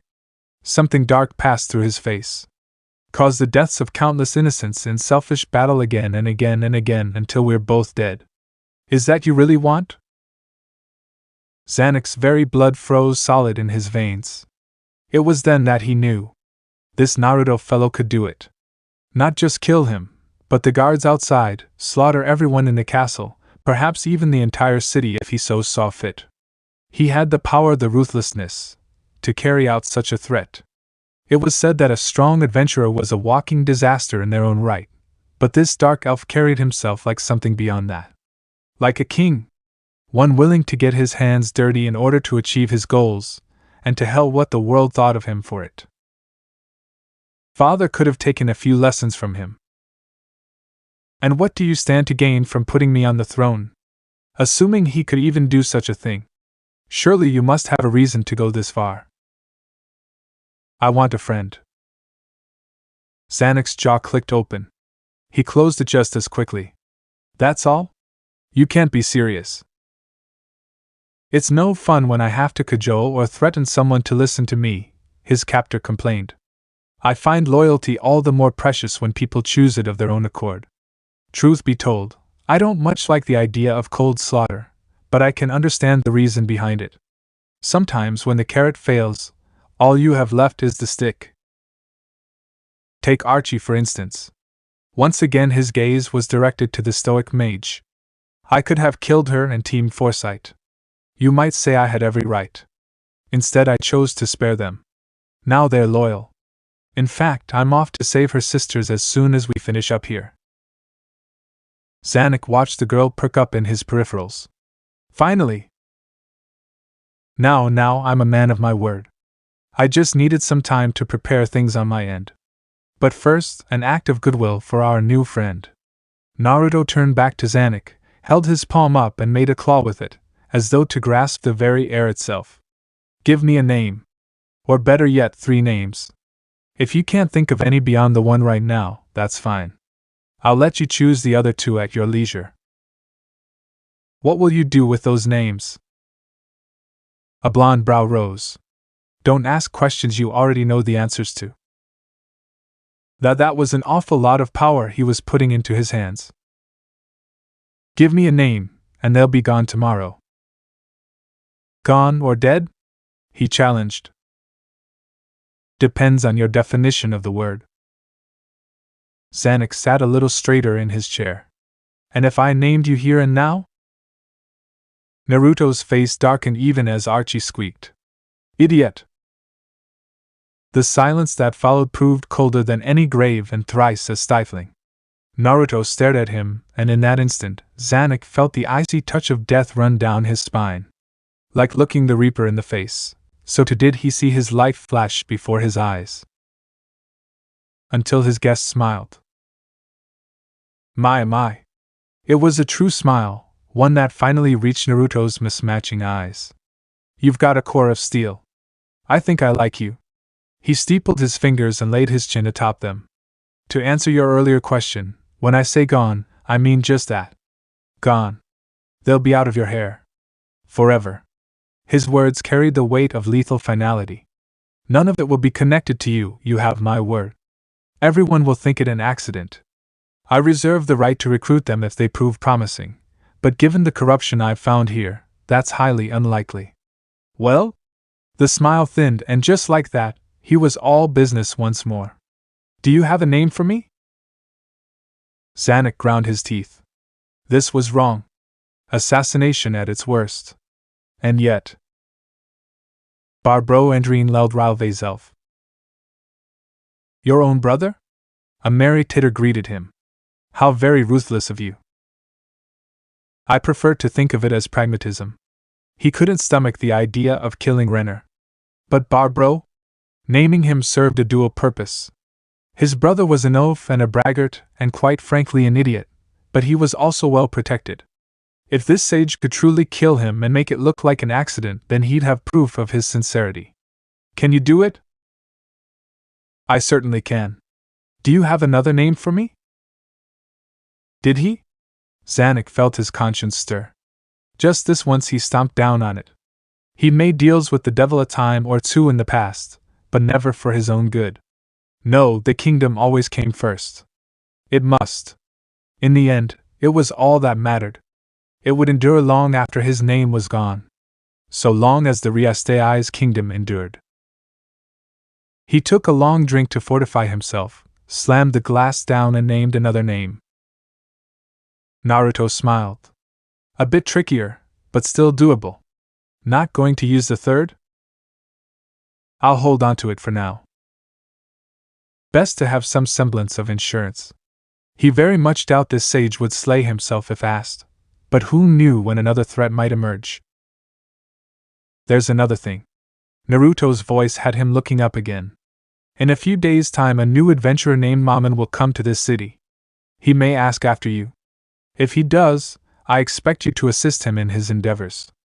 Do that, and I'll give you 3 more names to do with as you please. He could do that. He'd accounted for all variables. As such, he wasn't prepared for the peal of laughter that followed. It was a sharp, hoarse sound, one that sounded like it hadn't had any practice in quite some time. I knew you'd come around. A hand came down on his shoulder, terribly cold to the touch. With my support, you'll be king in a fortnight. You do realize it won't be that easy. Zanuck knew he had to say it, even if the words fell on deaf ears. Even if everything goes according to your plan, the royalty and nobility factions will fight you every step of the way. I expect them to do just that, came the answering hum. If they resist, they will die. Archie hid a smile behind one hand. Saw that coming. Zanuck gulped anew. Is that legal? Legal, he says. Naruto smiled. It wasn't a pleasant smile. I will make it legal. A hand swept across the table with clear intent. Here's to a long and fulfilling partnership, Zanuck. Or should I say your majesty? In any case, I look forward to working with you. Zanuck eyed the open palm as one would a wild fox. Last chance to back out. All he had to do was holler for his guards. Then it would be over. He took a deep breath to steady his nerves. And then the prince clasped his hand. Together they shook. And you as well? Well, here we go. Not much to say this time around. I've made my promises. Now it's time to keep them. But first, some minor business to wrap up at Nazarick. Is it a little personal? Maybe. But friends need to keep in touch, why I know. You've been busy. Naruto hid a smile behind his palm. So have you. Mamen, was it? How goes the adventuring? Narberal Gamma not giving you too much trouble? Ainz remained as impassive as ever in his seat, but these days he felt he could garner some measure of meaning despite it all, despite his skeletal facade. Come on, don't make that face. Slim's shoulders rolled in a shrug. You're spying on me, I'm spying on you. It's what friends do. The elder lich made a bemused noise. Friends, huh? I take it you know what I intend in Oriental? Sure do. This time, the Jinchuriki didn't bother to hide his smile. And I don't care. Silence reigned supreme between the two titans. Ainz didn't make a sound. He didn't have to. His confusion was palpable. It's not wrong to investigate this new world of ours. Naruto leaned back in his chair, frowning a little when the slim thing creaked under his weight. I'm really curious about this world, and so are you. So rather than plan around the plan that you're going to plan around my plan, and wasn't that just a roundabout way to tease his new ally, let's be honest with one another just this once, eh? Very well. Ainz surprising him leaning forward, placing skeletal ringed hands beneath what passes for his chin. You clearly already know why I'm traveling under the guise of Mamen, as it were. Why are you headed to the west and south? A minor trip with Archie. No need to lie. We're headed to the Baharuth Empire to retrieve her sisters. Picking up her sisters, slaughtering some idiots, causing some chaos. With luck, that will attract the slain theocracy's attention. Might pop in for a bit of recruiting after. I see. Red eyes gleamed in sinister satisfaction. So you're setting a lure, as it were. Precisely. He granted him a small half-smile in return. You might even say I'm fishing for a fight. Are you looking for a challenge? Call it my own form of curiosity, and pay back for those bastards that sicked Nigan on Gazef. I won't deny that we're both a little twisted by what we've become. Naruto shrugged and kicked one foot over the table. Put a certain way, we've both lost touch of our true selves. He clasped both hands behind his head and leaned back to gaze at the ceiling. Strictly speaking, neither you nor I are human anymore. And that's fine, Ainz. He looked back to him with a Cheshire grin. Really, it is. So long as we can protect that which we cherish, hold to our humanity, and don't fall down the path of depravity, we can look ourselves in the eyes at the end of the day. Humains made a noise caught somewhere between a laugh and a sigh. I suppose I can understand your point of view.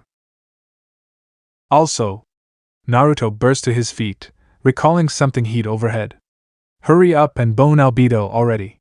Or better yet, give her a kid. He flung up his arms when the lich lurched back. I'm tired of seeing her make lovey-dovey eyes at you. This time there could be no hiding the exclamation that followed. Eh? Don't you yach? Me, mister. He poked a finger against the lich's ribcage. You're a magic caster. Figure something out. Can't you, I dunno, use magic or something? I'm sure you have something that can enforce a temporary race change. The lich's jawbone clicked open. Did you not even think of that, oh? And besides, he dove on, preparing the verbal killing blow. You care about her, don't you? A faint green glow stemmed from Ainz and faded just as quickly as he closed his jaw. I do. I care for her dearly, just as I care for everyone here in Nazarick. Aha! Progress. Just a little more. Then see where it goes. Ah! He held up a finger before the Lich could interrupt him. I don't want to hear about any settings or silly parameters again. You already told me about that. Whatever you did, that was in the game. This is a new world. Talk to Obito. See where it goes, and how she feels. You're not going to let me wriggle out of this, are you? Nope. Do you love her? There was a silence. That's hard to say. He pressed the attack. Could you come to love her? Rather than retreat, he crossed both arms before his chest and stood his ground. Ain't leaving without an answer, Bone Boy. Ainz glared bloody red daggers at him. Naruto glared right back, idly wondering if he'd pushed too hard, too fast.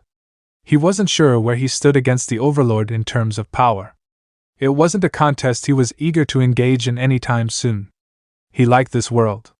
He wanted to live in it to his heart's content, and he wouldn't be able to do so with a war between Nazarick and the Great Forest. At length, the Lich answered.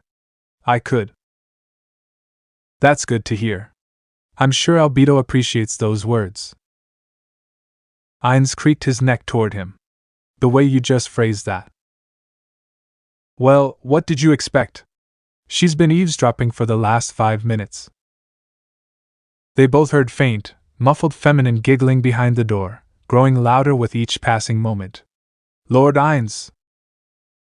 The poor Lich gurgled. How? I didn't even sense her. Triplet maximized magic. Naruto wiggled his fingers and let his spell fade. Muffle presence, that's how. Ainz stiffened as said door creaked open, revealing a pair of familiar golden eyes besides and a wide smile. Obito slipped in, wings all but twitched behind her. She locked the door behind her.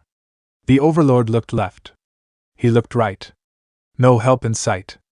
As he currently was, he lacked the human capacity to scowl, but his eyes blazed all the same. You're both in cahoots, aren't you? Pretty much. Naruto let a slow grin stretch his face as Obito crept closer. Also wanna screw Shalltear over. Best way is to get you two together quick as can be. The Lich glowered his way. Why now? Naruto leaned forward. Because that uppity vampire insulted the color orange. Why else? Sage Obito all but purred. It would appear I've underestimated you, Yuri, and elf of your word. Aren't I? He wiggled his fingers her way. That's a hefty favor you owe me. Her smile only grew. I shall see it repaid. Ainz tried to stand. Obito wasn't having it, and moved languidly to block his path. Well, that's my piece said. Naruto spun on one heel and made for the door. Give little Rory my regards. I'll be back in a few days to check in on you too. Salaj. Obito dove on Ainz as he rose, all but tackling him down to the floor. You said it. The succubus all but cooed, eyes wild. You really said it. A hand reached up, ripping at her robes, exposing her heaving bosom to the world. That you could love me. There's no need to hold back anymore, is there? We'll have our first time here, won't we? He flailed, to no avail.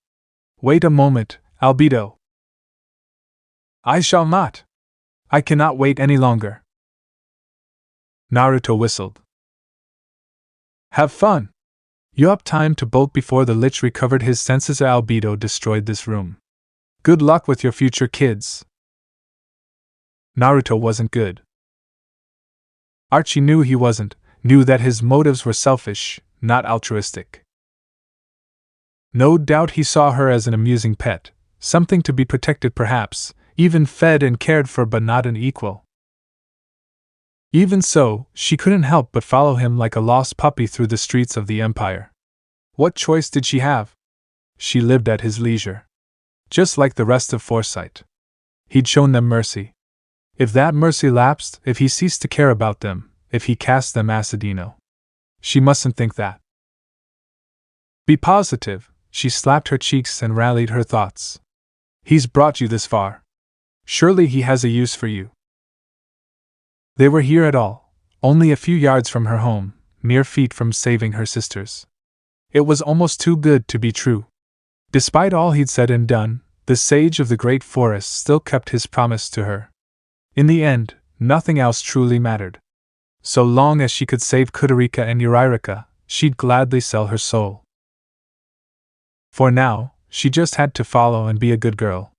Degrading as it might sound, so long as she made herself useful, he surely wouldn't want to be rid of her. Surely. Fancy buildings. Sure enough, the dulcet tones of his voice drew her forth from the maudlin mire of her thoughts. They all like this? She lowered her head, staring at the street. Yes, my lord. He thumbed his chin, heedless of the looks his presence earned. Not bad. She daren't look him in the eye. Not now. Thank you, my lord. Think we should conquer this place? Might be fun. As you will, my lord. Here at least she felt a spark of irritation from him. Are you really that afraid of me, Archie? Her poor heart leaped into her throat, settled down, and bought real estate there. Yes. Absolutely terrified. Scared stiff, she was. Of course, she dare not say it. No, not at all, my lord. Naruto clicked his tongue. It was her only warning before he spun, rounding on her with such speed the very air rippled around him. A hand cracked out, and she tensed, expecting a harsh blow. It never came. Listen, he laid a palm upon her shoulder. I'm not going to bite your head off, nor do I intend to betray you. A pause now, a moment to let the words sink in before he continued. I declared you and yours to be part of the great forest. Do you know what means? No? She quivered a little under his mismatching eyes and he blew out a sigh. Be honest with me, now. Archie shook her head. I'll tell you. Naruto smiled in return. It was a rare pure smile, one that caught the sun and seemed to light up his entire face. It means your family. And we take care of our own. Now let's get going. Just like that? Archie hurried after him, scarcely trusting herself to speak. You're really going to free my sisters? I'm a man of my word. He considered one building, paused, and slapped a seal on it. We'll see them shortly. What were their names again? Kudurika and Urairika. She tried not to choke on her own helpless hopes. They're twins. He thumbed his chin. So many versions of you, basically. Yes. She stammered out, idly running a hand through her long tresses. She kept forgetting to cut the blasted thing. Although their hair is much shorter than mine. Pity. Naruto flashed her a roguish grin. You really do look good with long hair. Arch felt her spirits soar. Just a little. It was enough. She still didn't miss the way he turned and placed another seal on the next building they passed, though. What are you doing? Preparing a distraction. His grin didn't waver. It's going to be loud, isn't it? He laughed. They fell into comfortable silence as they finished their stroll. She hesitated before one building at last, and he turned with her. This is the place? Archie dared a tentative nod. Naruto rolled his shoulders and walked past her, marching right up to the steps. There were guards stationed there oddly enough, 2 men, one tall, the other short, stood with crossed spears at the ready, barring the entrance. Archie felt her brow knit in a thunderous scowl. Really? Why were her parents wasting money on guards when they had no need of them? Were they spending money on frivolous things again? She already knew the answer. Dispossessed nobles or not, they'd long since lost their common sense. What's this? The largest of the unlikely duo perked up as they drew up. Looks like a damn dirty elf. Right you are, sir. The second sneered. Maybe we should take him out back and. Naruto smiled at them. Charm person. Archie felt magic stir in the air, saw the faint flash of a red magic circle. As when the guards slumped beneath his gaze. Was it her imagination, or was there a faint ruby glow to their eyes just now? She didn't think she'd seen otherwise, and their sudden compliance was too sudden to be anything other than supernatural. A spell then? What kind? Step aside, please. They complied with witless smiles. She watched them curiously. What was that spell just now? Naruto patted her head, tousling her hair. I'll teach you it sometime. Lead the way. She scooted past him and nudged the door open. A lavish sight awaited her within, a most unwelcome one indeed. Her right eye began to twitch. What were all these baubles? They didn't need these. Once upon a time, this place had felt like home. Now it was just another cage, a reminder of the childhood she'd never truly had. Her parents would never stop wasting money she'd earned, so long as they lived. And so they would be stopped. Soon enough they came to a door. Naruto scowled at it. It's locked. I'll knock it down. Wait. Archie pressed an ear to the wooden frame. Her sisters might be on the other side. It wouldn't do to break the door down and scare them. Not feasible. She heard a familiar voice trickle through. Father? Archie hasn't been by in ages. Yes, the money she gave us is all but gone. That sounded an awful lot like Mother. We must maintain our status at all costs. And we have other means of acquiring the necessary funds. Dear, are you suggesting what I think you are? Yes. Those girls are a drain on our resources. All they do is eat our food and drink our water. His voice turned cold. We may as well make use of them. I suppose you're right. They'll understand. The family name must live on. Archie's heart leaped into her throat, and an anguished noise escaped her throat.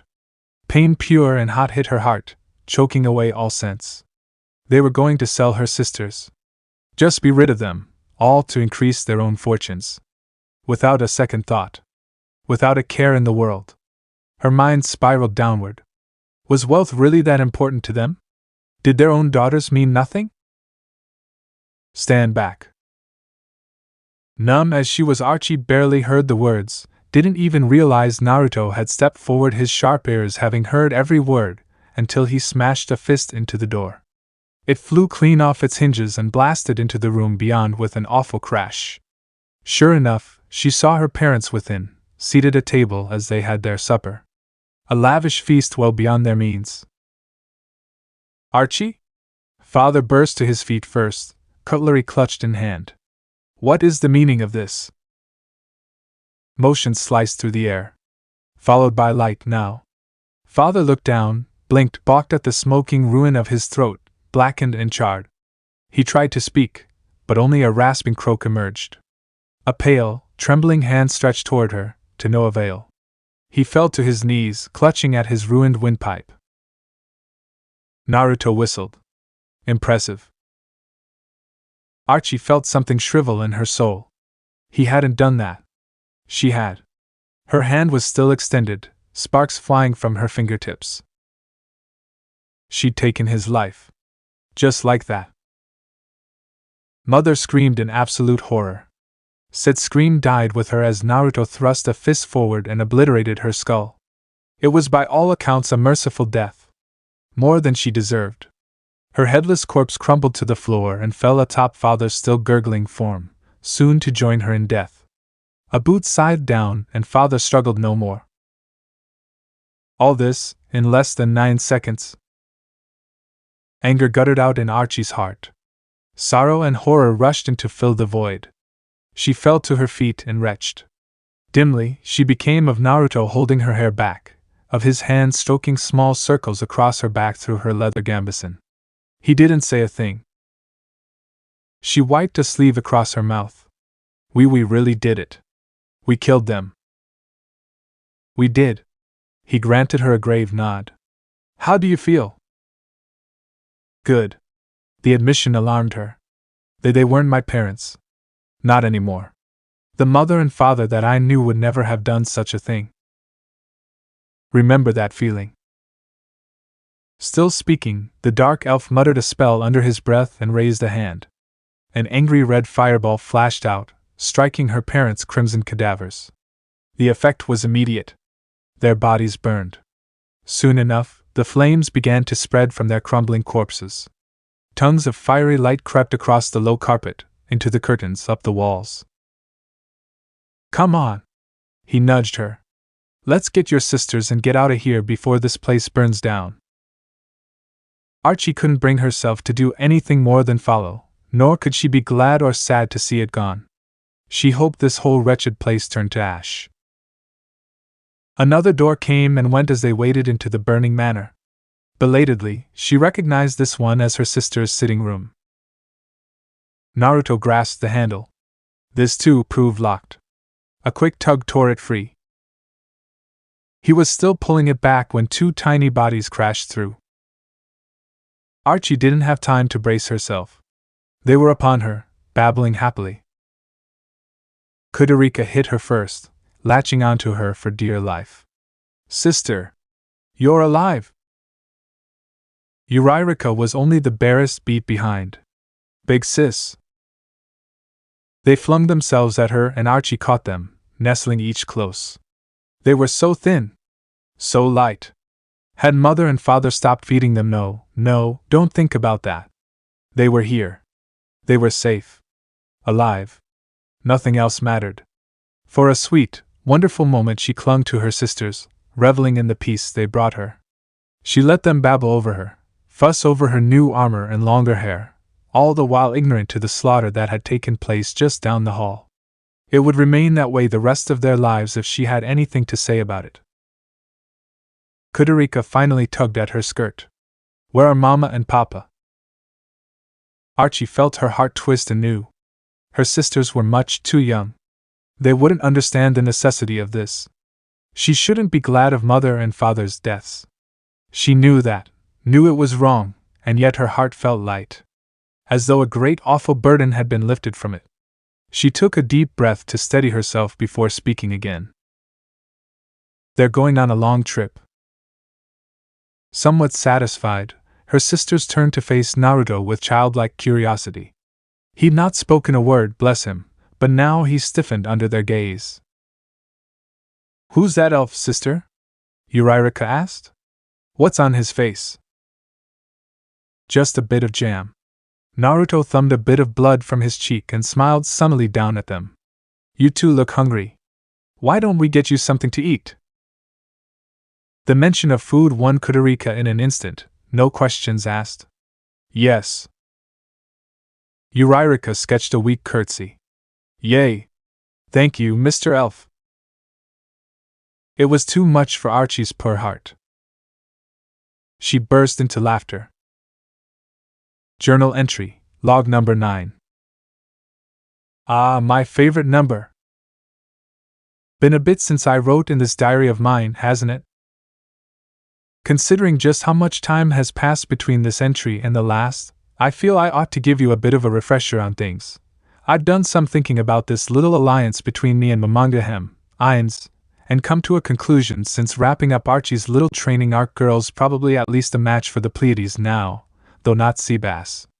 A human can only ascend so far without casting that humanity aside, after all, and while she's quite ready to cast that aside for the sake of her sisters, it's important to hold on to your emotions. But enough about my adorable little assistant. Back to the matter of Nazarick and I. This world is our oyster, and sure, we've agreed to cooperate for the time being, mostly due to Shalltear and little Rory, but aren't we being a bit too cautious? I'm not saying we should be outright hostile with one another, mind you. It's not as though the Great Forest wants to fight the Great Tomb after all. Any war between the two of us would probably burn this world to ashes. Where's the fun in that, I ask you? Answer. There is none. Not at all. These days, Ainz seems content to disguise himself as this Maman adventurer, assisted by one of the many maids Archie aspires to surpass.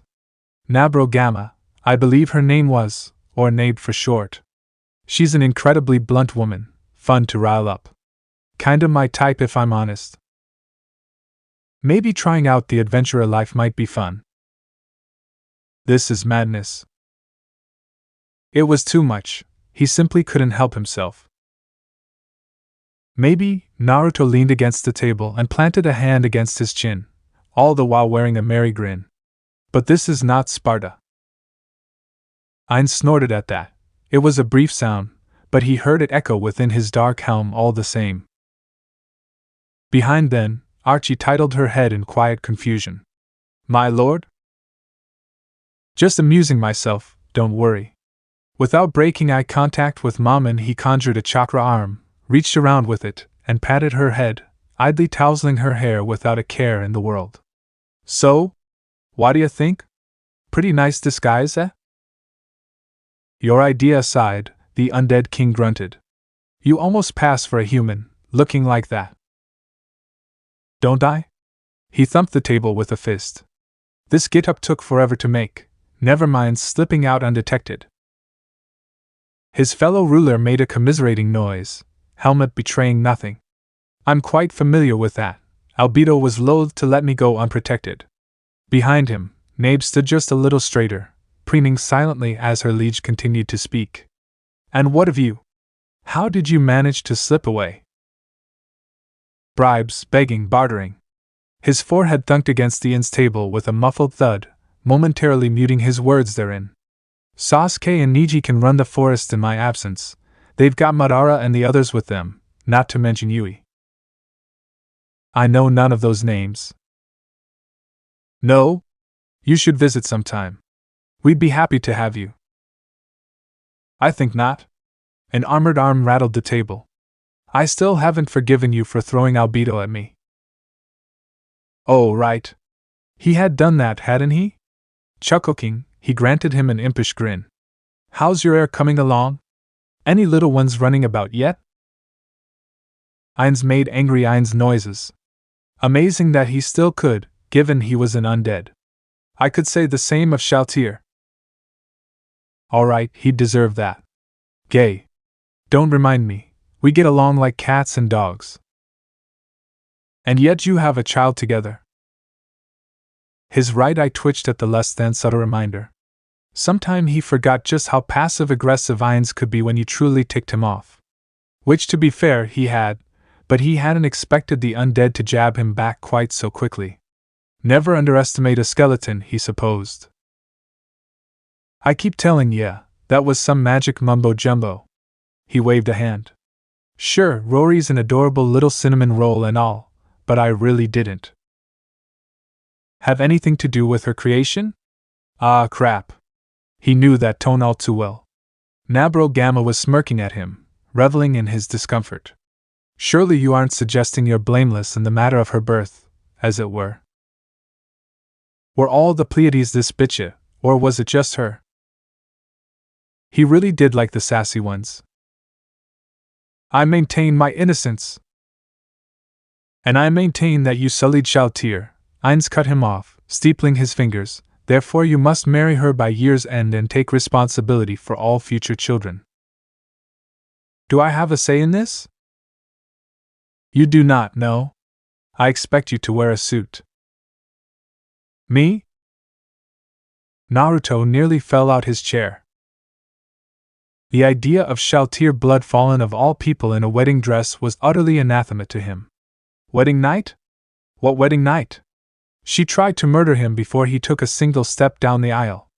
Sure, Obito would be delighted to be rid of her long-hated rival, but he wasn't keen on the idea of a murderous bride. And Yo-Yo God's Yui. He couldn't let those two meet. Ever. Anything but that. He righted himself with an indignant noise. I'd sooner set myself on fire. A moment of silence passed between him and Ainz. Another moment. More silence. At length, Naruto scowled into it. You're messing with me, aren't you? Perhaps. The disguised skeleton allowed, voice decidedly neutral. Perhaps not. Forgive me, it's been some time since I could banter with someone like this. How have you fared this last year? Middling. He waffled a hand to and fro, making a SOSO gesture. In between training Archie, I've befriended a prince that will soon become king, killed a few folks, done a bit of traveling and recruiting besides. Now I'm looking into an underground criminal empire. Might poach some of their people. You know how it is. You're recruiting? Ainz turned his helmeted head, a gleam of a red eye lending a hint to the lich lurking within. I don't mind. So long as your efforts don't interfere with my own. There they were, the words he'd been waiting for. He beamed at him. Not at all. In fact, I have an interesting proposal that would prove entertaining for us both. Oh? You overreach yourself, insect. Narberal Gamma growled before he could voice it. Tilting his head, he found her glaring bloody red daggers over her master's shoulder at him from where she stood, having reached her limit at long last. Bow your head and address Lord Ainz with proper deference. Archie bridled behind him in return. I should say the same of you. Nage sneered. Quiet, worm. Your betters are talking. Sparks sizzled between the two of them. Now, Naruto craned his neck back to grin at her. We're all friends here, aren't we? Unless you suggesting a friendly match between the two of you. Ainz sighed. That smile of yours is honestly scary, Sage. Is it now? I'm told it looks downright charming. The Lord of Nazarick lacked proper eyes with which to roll, but he made his exasperation clear all the same. This from the one who goes around resurrecting people. And that's enough, Narberal Gamma. I told you to call me Maman while we're here. She subsided sullenly, but not without one last mutinous look his way. Yes, sir. You too, Archie. Naruto chided, unable to hide his own smile. Be nice. His assistant made a mutinous noise, but complied. Now then, Ainz rumbled, what was this proposal of yours? Naruto saw his opportunity and took it. Well, he planted an elbow on the table and leaned in just so. I was gonna suggest some war games involving a tribe of lizard men, but this sounds far more amusing. Wanna swap assistants for a week for funsies? Archie squeaked. Narberal absolutely hissed. Beneath his helm, Ainz's jaw clicked open. A single, solitary noise emerged. It sounded a great deal like YHHH? So this part ends here. Alright, that's it for today's video, guys. Let me know in the comment section how was the story. And also don't forget to like, share, and subscribe. I will meet you in another video. Bye bye.